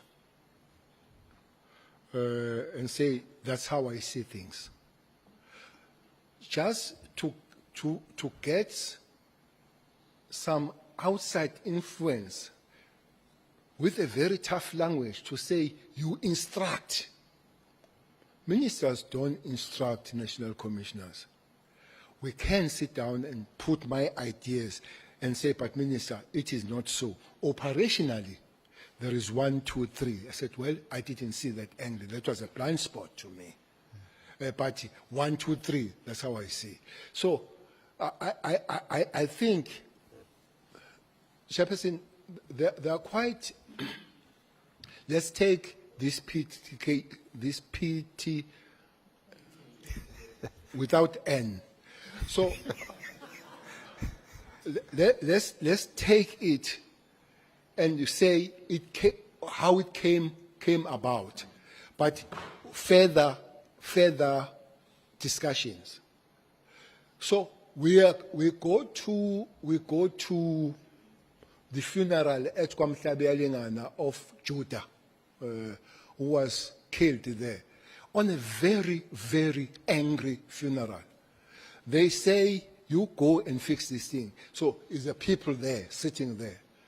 And the Minister of Police, they say, we are not going to talk here. Finally, they say, talk and talk what we are going to understand. Tell us how we're going to fix this thing. Minister of Police did not go and open Operation Mkotwemvubu. He went to the National Commissioner and said, we have a problem there. How can we deal with those matters? National Commissioner has a right to say, this is my way. So he needs to operationalize it. But I can't come and say, General Kumalo, as I see now, we go with. Even the commissioner, that maybe our relationship of working was not all not that warm, General is told. When the Senzo matter was done, it was General Stoll who came with the idea and the people of the cold cases. It was not minister. So for me, it does need a better work. You don't have to be friends with the National Commission. You don't have to be friends. But it does need, otherwise you end up being unconstitutional, breaking the legislation and all that kind of thing. So for me, that would help next time, that all ministers and national commissioners don't be friends, or don't be friends, drink together and all that. But remember, we are here to work together. For me, that would help. just good old-fashioned consultation, conversation, discussion, interaction to find a solution to a problem. And the legislative space and constitutional space, to be respected. yeah, to be respected. That maybe will come, because there was a discussion here of the devolution of powers.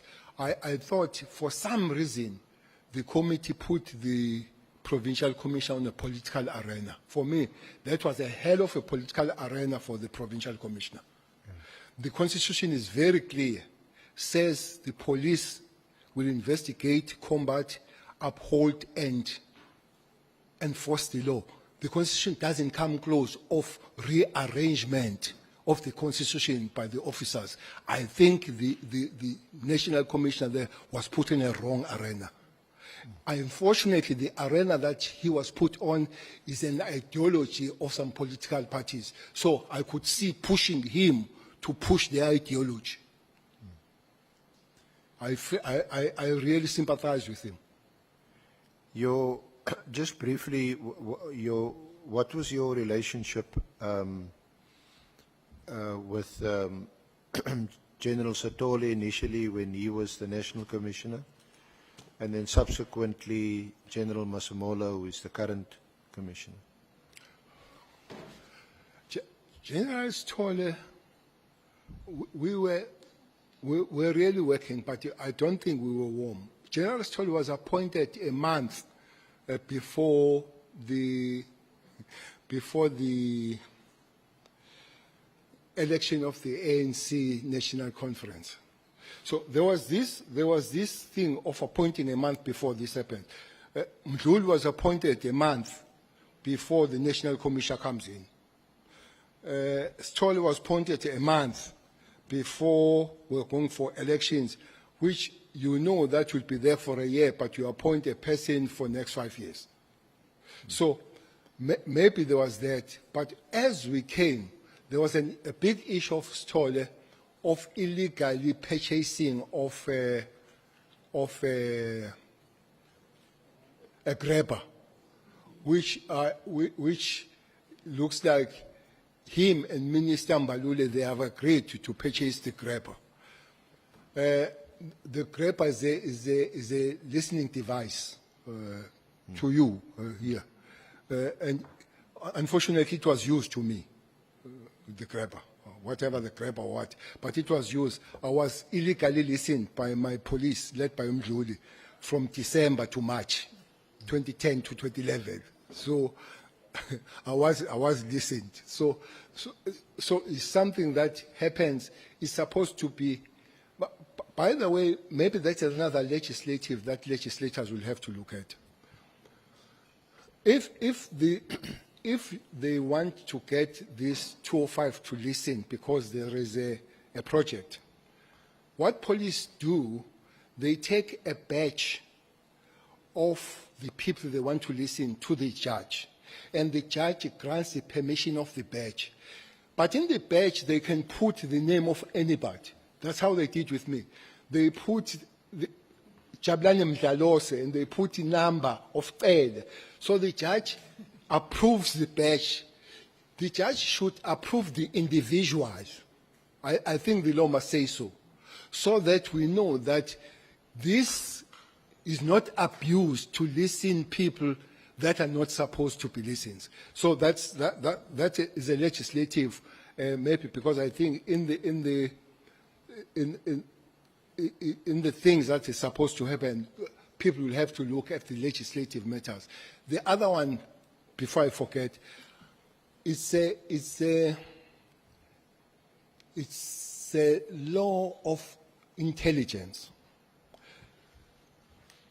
Chairperson, that law, I think it rests with justice. It's such cumbersome law.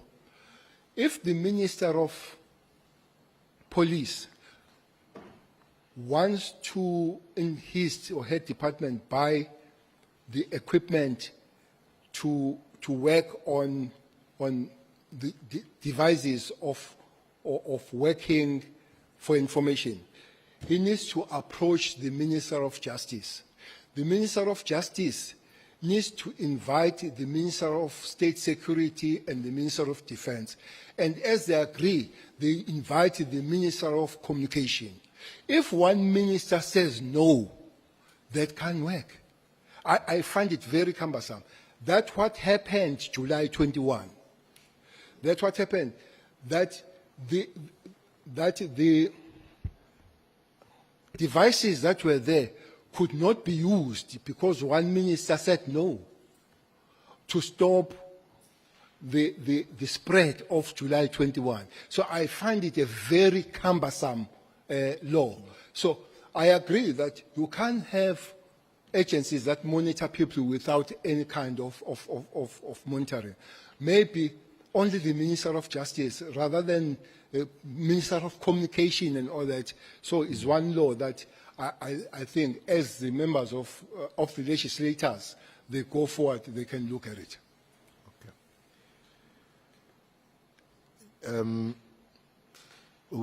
How was General Masemola appointed? And did you have any role to play or hand in his appointment? Well, appointing the national commissioners is a prerogative of the president, but I think something happened with Masemola. President put some panel to appoint Masemola. And if I'm not mistaken, 4 generals were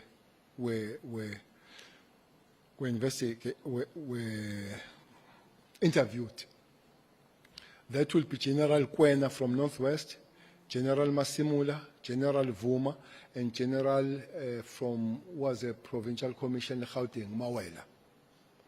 So that panel was chaired by Professor Mafumadi, Sydney, and then was Minister of Police on it, Cele. There was Minister of Education, Motsecha. There was DG from Finance. There was DG from Presidents. And there was a former National Commissioner of the South African Police, 5 That is a panel that interviewed and they made the recommendation to the President about the employment of Masemola. Okay. And your relationship with General Masemola? Well, absolutely not friends. I don't even know whether he drinks or he doesn't. I don't drink alcohol. So with friends, you would know. I don't know his house and all that. But our working relationship is quite cordial. It's cordial. On many occasions, especially in the media, but it's just for your comment. You've been accused of political interference with the operations of the police, even directing the operations of the police. What do you say to such allegations? Well, I've heard that, but I've seen it written by Mary. I've seen it written. I think, I don't know, but there is a document where he writes to Parliament. When she writes to Parliament because of her fear. Yes, I'm not sure whether it's the same, but she did file a ministerial, or rather a complaint to the Portfolio Committee. Yeah, she wrote to Portfolio Committee. I think you're referring also to Annexure BC 6 on page 59. Page 59.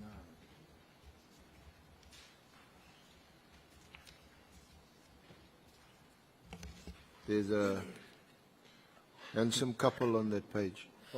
There is a picture of You and Cele Mr. Haas. and Mary Diaz there. Eyeball to eyeball. Yeah, this is the letter. This is a reference to the letter she wrote to the Parliamentary Portfolio Committee, as well as to the Speaker. This one looks like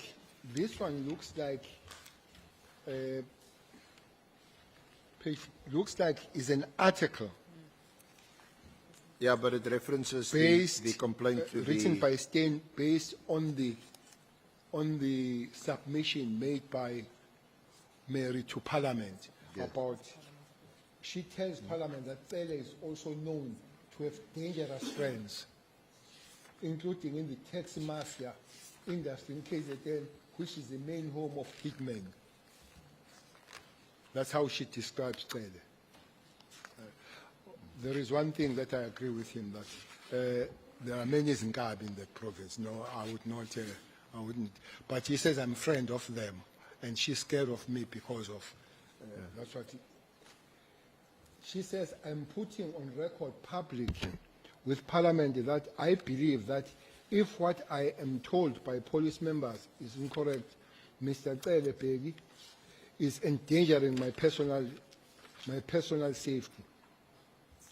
Several weeks ago, there were media reports that Mr. Cele had been telling police members that they should not give information to the media and academics.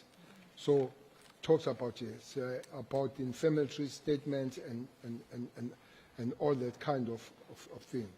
Professor Diaz reminds Parliament that she had been monitoring and researching policing for 30 years, during which time I have consistently stood up for the rights of good police members, including the trust, and even managed to raise funds for legal assistance. She points out that her work continues to present, although I have not been able to be paid for that. Professor notes that she also needs to interact with police,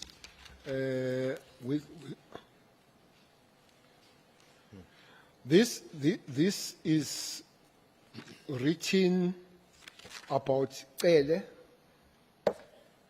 By the way, he has issue with Cele in Khumalo, so she also writes a lot about Khumalo. She adds that reports on the police brutality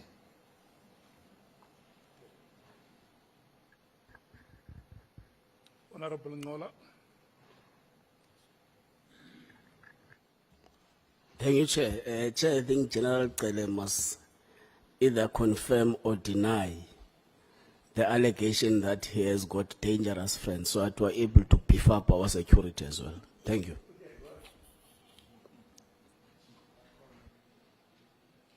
That he has, what, dangerous what? Chair, the General is reading an article or a letter or whatever that accuses him of having dangerous friends. So he must confirm or deny the allegation so that we know if there is a need as the committee to beef up our security detail as well. Thank you.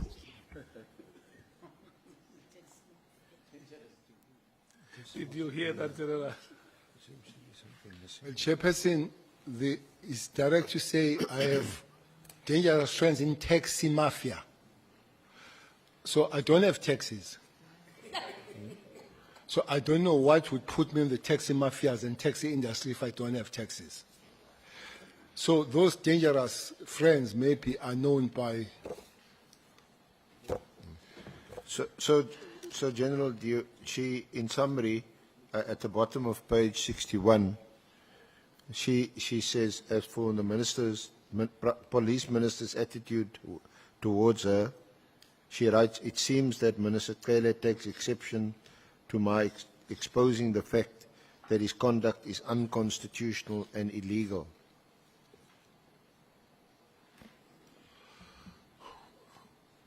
Well, Mary Diaz is an anthropologist, not a judge,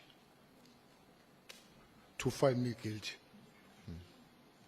If it is unconstitutional and illegal, she must take me to court and be found by court to be illegal and constitutional, and must strengthen her weapons of research as an anthropologist. And don't do this. I don't think I've done anything illegal and unconstitutional. as she said. She claims also there on page 62, your allies in the police include apartheid-era police and agents, some of whom used state funds to order the assassination of Sindiso Makaka.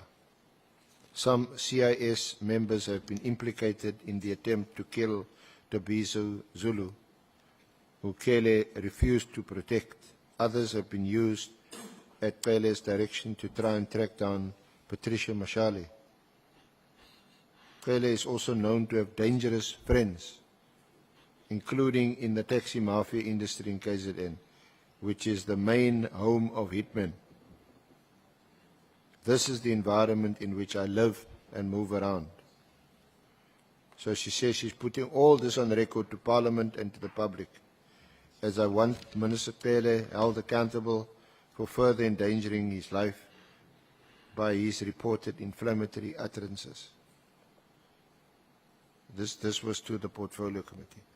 Just your comment. Well, I don't know. It would have been nice if Portfolio had called me. But I don't remember a call by Portfolio on this matter. I guess that would be the sixth. That would be the sixth administration Portfolio, because she talks of Jumat as a chair. May her soul rest in peace. So I don't. But it would have been nice, really, to come and explain, because I guess they would have called both of us.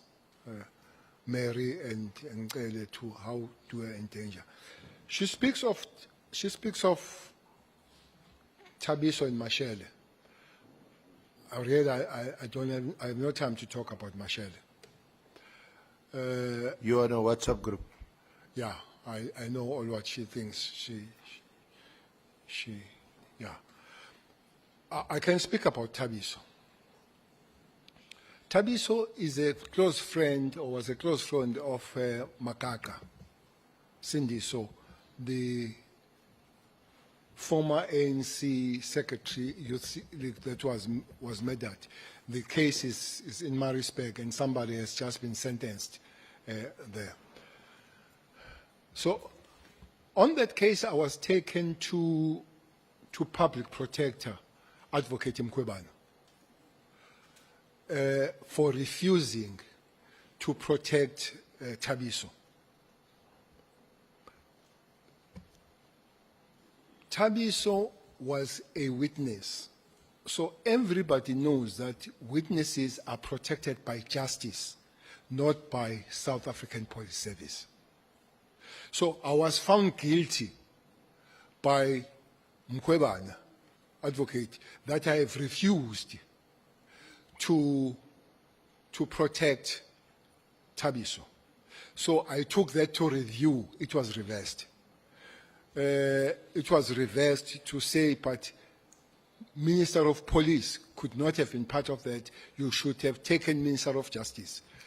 Thabiso, we did speak to him that he must go to the witness protection program. He refused. He said he wants bodyguards that will take him around and all that kind of stuff. And Mary Diaz is so close, but Mary Diaz has never revealed that Thabiso was found guilty by the court of law for the abuse of a woman. But he protects him without reservation. When he has been found by the court of law of the sexual abuse, I don't know what kind of it, but that is there. So there is this double standards of Mary Diaz dealing with all of us. So for me, that would be the issue. To say I am in the taxi industry and all, there is, I think in the letter says I'm a populist, a dangerous populist that put inflammatory state and all. Really, I don't remember, and I don't have time to go to the public platform talking about Mary. He won't give me any votes. She won't. I can talk about Onomvalo and other people, so the public platform, but I can't talk about Mary really. to whip inflammatory statement and all that kind of. I just don't know. But if you follow all her writings, they're basically about Cele and Kumalo. Cele from Kumalo. So when it comes to the apartheid, police, she must show me who is not in the apartheid police. You must show me who's there. I heard the CIC, Honorable Malema, saying Tumkwanazi is a carrier police. Yes, he's an apartheid carrier police. He's not just a police. He's an apartheid carrier police. All those police were created not necessarily crime issues, were created to make sure that black men don't survive. No doubt about that. So whether they were South African police, whether they were Venda, whether they were Putatswana, whether they were Siskai, whether they were KwaZulu police, and many of us were killed by KwaZulu police there. Whether it was Siabuswa, where Tole comes from, was a Kenelet, Siabuswa, Bantustan. So they were never created to create a safe space for South Africans, especially black South Africans. They will create space to close this. They were created to close the space that they don't breathe. By the way, deviating a little bit, I was looking at the crime stats. Crime stats were started on 96 to be announced in South Africa. There was no announcement of crime stats before then, and there were 27,000 murders. Only God knows how many were there before that. How many were there? They were not registered. Especially the death of black men in South Africa was never registered. So don't tell me about apartheid police as if they were gracious police. They were all apartheid in Bantustans. The only thing, they are human beings, they're dynamic. We have learned to work together thereafter. Wherever they come. And many of them, I must assure you, they are good police that have adapted in the new dispensation. But there are those that they have adapted and become criminals. There are those that they miss their old stations in the Bantustans and all that kind of thing. So Mary must not come to me and teach me about the Bantustan police. I know them better, what they did to me and to us, those apartheid police. And I used to report to her, Umeri, when I was abused, yes, and the professor, together with Professor Zulu, monitoring in university. I don't know what happened to him to find me in Kabi now. When I was chased by the police as an activist, I used to report to her that I was chased. So must not talk about apartheid police. We know better what apartheid police are. Okay. So if we can just move on to another topic, General.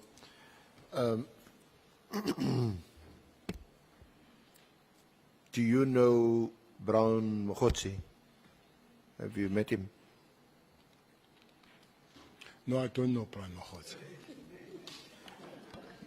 Not even as a comrade?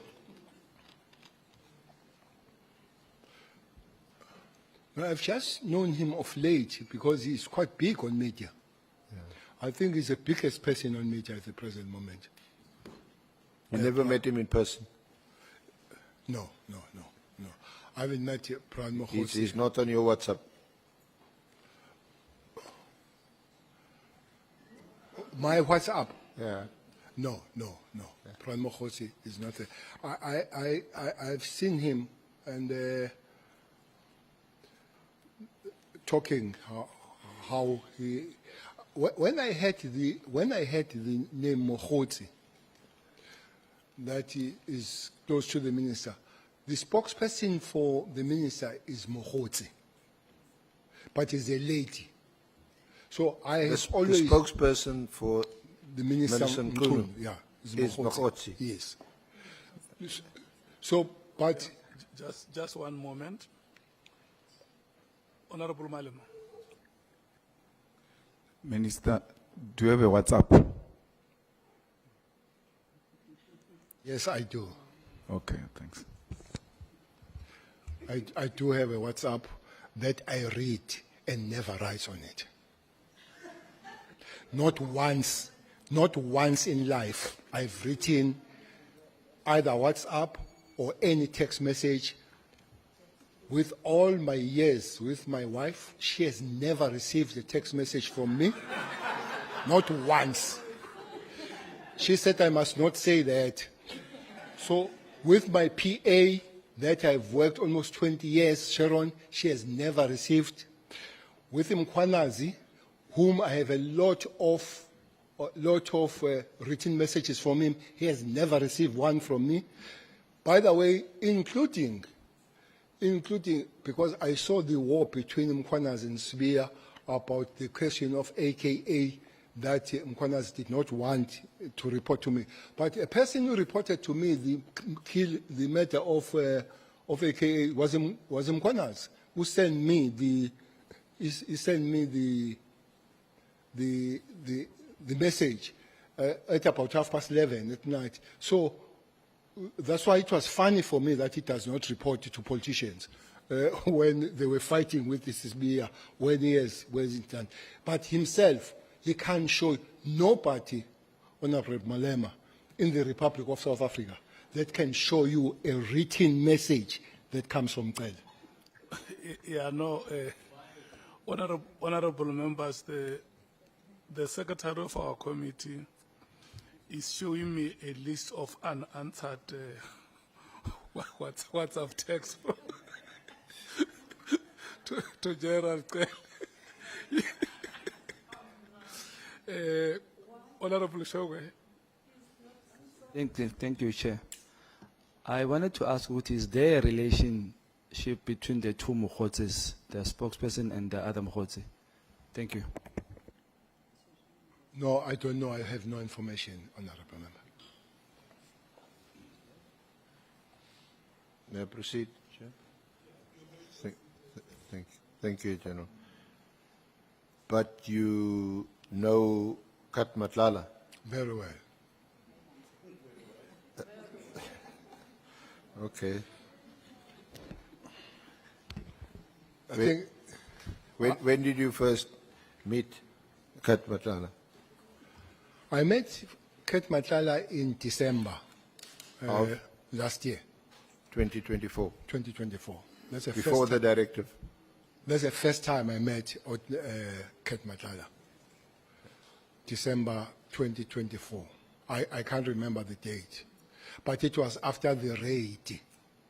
The raid on the 8th or the 6th, the 6th of Yeah. December.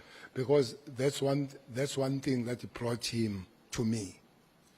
So what is there a connection between the raid on 6th December where we know There are, that there are issues that he raised to me about the raid. So can you tell us, well, first tell us how it is that you came to meet him. Did you know him before that? No, I didn't know him before that, and I don't know how it happened because the people of his stature, I would know about them, especially from what the township? From MAMS, from Mamelodi. I have had a lot of community engagement in Mamelodi, and they will raise the issues about the people that give them trouble. One person that was very prominent was Keke. There's a guy called Keke in Mamelodi. I think he's doing 20 years now. It's been said. So we went there. We had Imbizo. 27 people spoke at Imbizo. Not a single one spoke of Keke. The 27th person spoke about Keke and was given a standing ovation. And this person made a statement that I'm ready to die after speaking with Keke. So you would know that there are people like Keke and things. But nobody ever raised an issue about Matala. Nobody. Then Bongani Mpungos, who is a son of Sputla Mpungos. who's the son of Sputla Mpungose, who comes from Nongoma or Matuba, where he comes from, and a very notorious taxi person. Because of my involvement as the MEC for Transport and Police, when there are problems of taxi industry, then I will meet these people. So I knew Sputla through that, the father of Bongani. So Bongani then brings Matlala to me. So I think a week or 2 weeks I've read earlier to say there is this Tembisa person who has received this 360, is it 360 or 260 amount of contract from the South African police. They came and I met them in Beverly Hill in Durban. So I met there. I think I delayed two days because Bongani, who's known as Mabonga, did not tell me that he's bringing somebody else. So as I came there, because there was a photo of Cat, I said to him, "You look like Cat." He said, "I'm one." I said, "Nkosiam, what's the story with you and me and all that?" So he said, "No, he has asked Mabonga to come to me because there are 2 issues he wants to raise with me." Where were you meeting? Beverly Hills Hotel in Durban. The Beverly Hills Hotel. Yes, sir. Do you know Beverly Hills? It's a fancy hotel.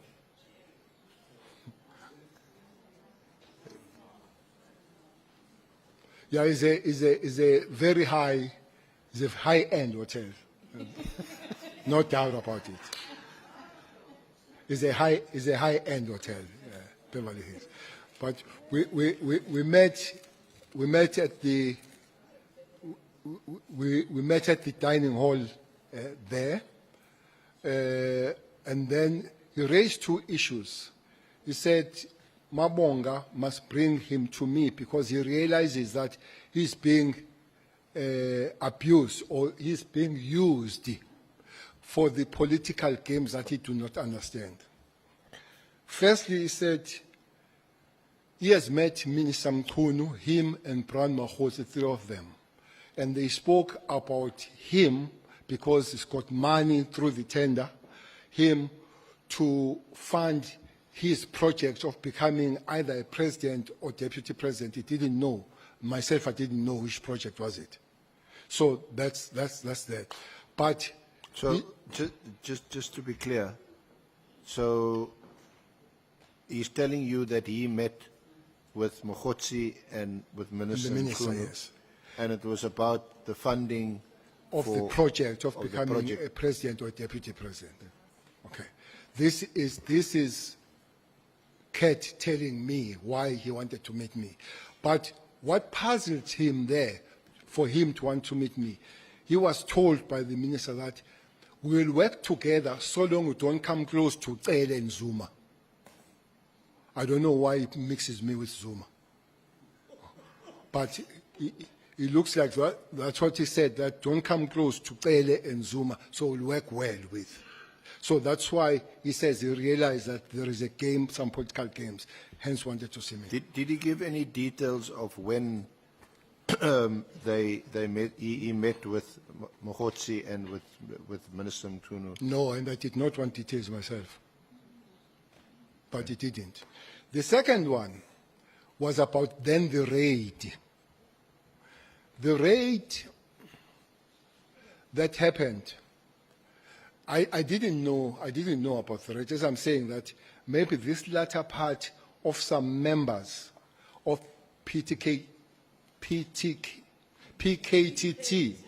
joining Gauteng, I didn't know until Kat says to me, he wants to speak to me because he was raided. He says the people that raided him woke him up as he was sleeping and bambulingo bathi vuka. Then I realized that that was a special task force. Immediately, when they come to your bathroom and they wake you up, that could be only nobody, but a special task force, those capabilities. So I realized that was it. So I asked, what has happened? No, they've rated him on matters, I think on matters of accusation of drugs and all that kind of thing. So me, where do I come in? No, he says, he comes to me because he realizes that he has been abused. After that, he says he has been approached by Sibia, General Sibia, to write an affidavit against Kumalo, so that Kumalo can be arrested. So this cat tells me. Which Kumalo? You know Kumalo- quite a few Kumalos. No, this one, the Not head, Dr. Kumalo. the head of the CI.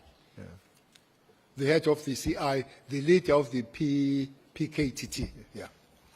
He says, why? He said, no, I've come to you because of that. But what made me really come to you is that there is a case that is coming next week where I've taken Kumalo and his team to court for unlawful raid. So the reason is that I must take Kumalo to court so that he can lose the case and the Sibia finds the way to discipline him. That is Kat telling me the story. He goes on to say he was told or stroke the affidavit of taking Kumalo was written by Sibia to say they've stolen his Rolex and the Noptwebe, what Noptwebe? Jewelry for the wife. So they must write it so that it's not just the raid, but it's also the theft. So that's why he comes to me. He says he doesn't want to take police to court because he has just got the tender. So he doesn't want to harm his relationship with police. So Mamonga told him that I know Kumalo, so I can talk to Kumalo that they resolve the matter out of court. And indeed, I did speak to Kumalo about this thing. And I guess the lawyers did talk, and the matter didn't go to court. But also I suggested to him that maybe it will be good if he meets Kumalo and brings Kumalo per se. I don't know if they did meet with Kumalo. But in the case, I know that did not go to court. So that's how I know Kat, and I wish I could not have met him, but now I have met him. When did you speak to Lieutenant General Kumalo? Or was it after the meeting? It had to be.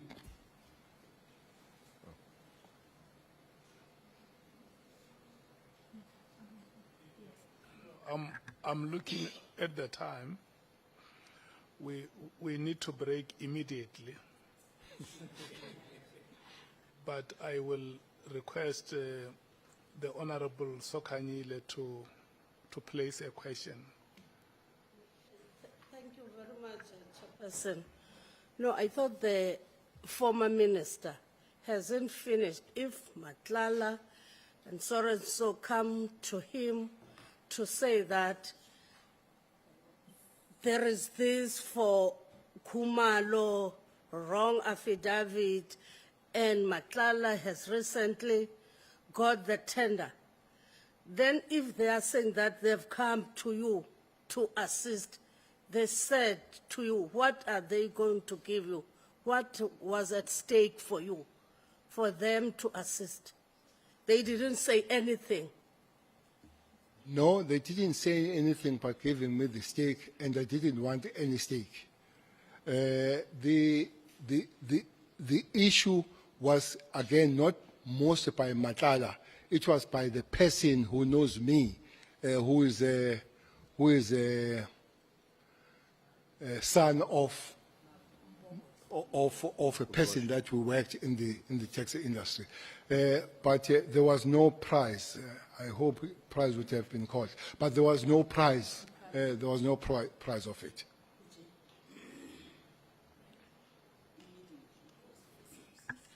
Honorable Malema.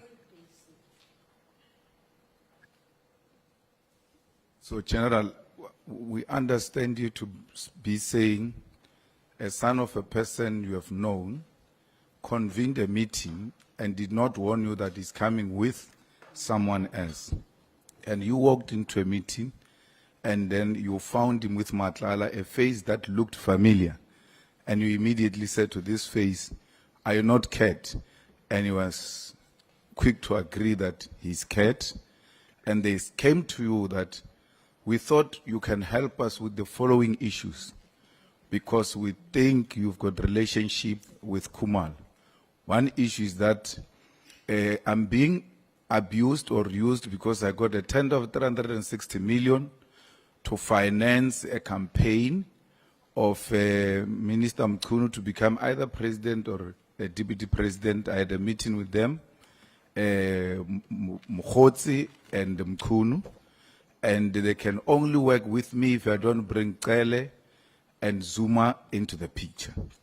And then secondly, I was raided illegally. My watch was stolen and the jewelry of my wife. And Sibia wrote an affidavit for me to sign so that if Khumalo is found guilty in court, he can be disciplined internally.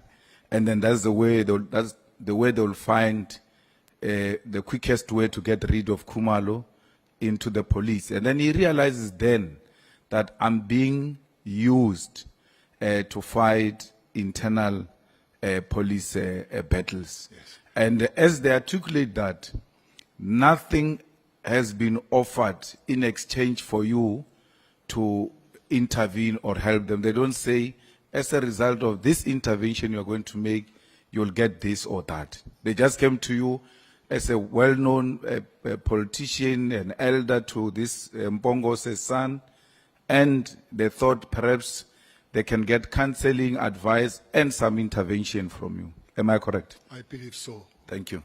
But with the one, the affidavit, you say Sibia gave to Cat to sign. I don't know whether it was giving words to Cat, but the affidavit was influenced by Sibia when it was developed. It could have been written by Cat, but being instructed. Even that affidavit, I'm told, it was not even because this was happening in Waterkloof. But I'm told that the affidavit was signed somewhere in Soweto. They said there was somebody that would be easy, station commander, to sign and agree with that affidavit.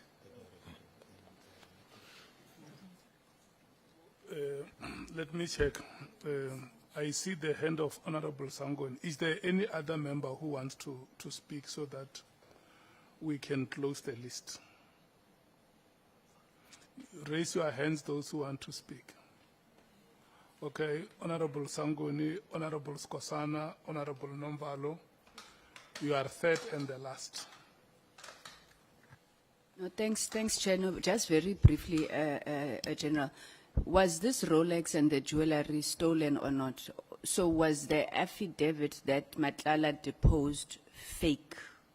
Did he lie under oath? Because when you depose an affidavit, you make an affirmation under oath. So was the jewelry and the Rolex stolen regardless of who stole it? Or in your interpretation or understanding of the issues, he deposed a fake affidavit? Thank you. No, I remember him very well saying there was no Rolex stolen from him.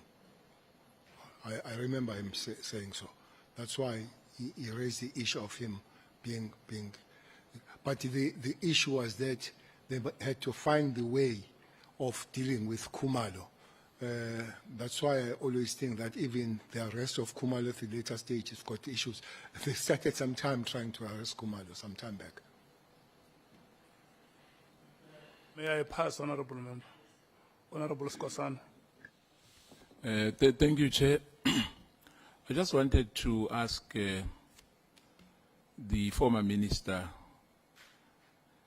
Cele, the clarity that for the first time when you met, Kat was in Beverly Hills Hotel.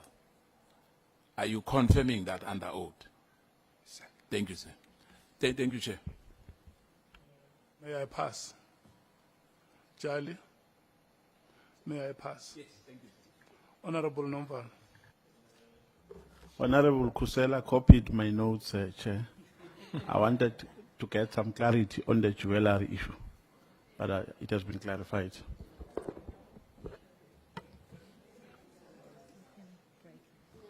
Honorable members, I had said that we were going to break immediately, but I can see that you are gradually coming to accept that immediately is not immediately. Senior SC, may I check if you wanted to conclude your questions before we break? The honorable members are agreeing that immediately is no longer immediate. It's a convenient time, Honourable Chair, to take the lunch adjournment. If So you are restoring immediately. yes. Thank you so much, honorable members. We will come back at 14 hours. Chair, may I make a comment? It looks like the immediate doesn't work for the witness. No, when we come back, I'm going to give you No, time. the witness was not asked. It just conforms. Okay.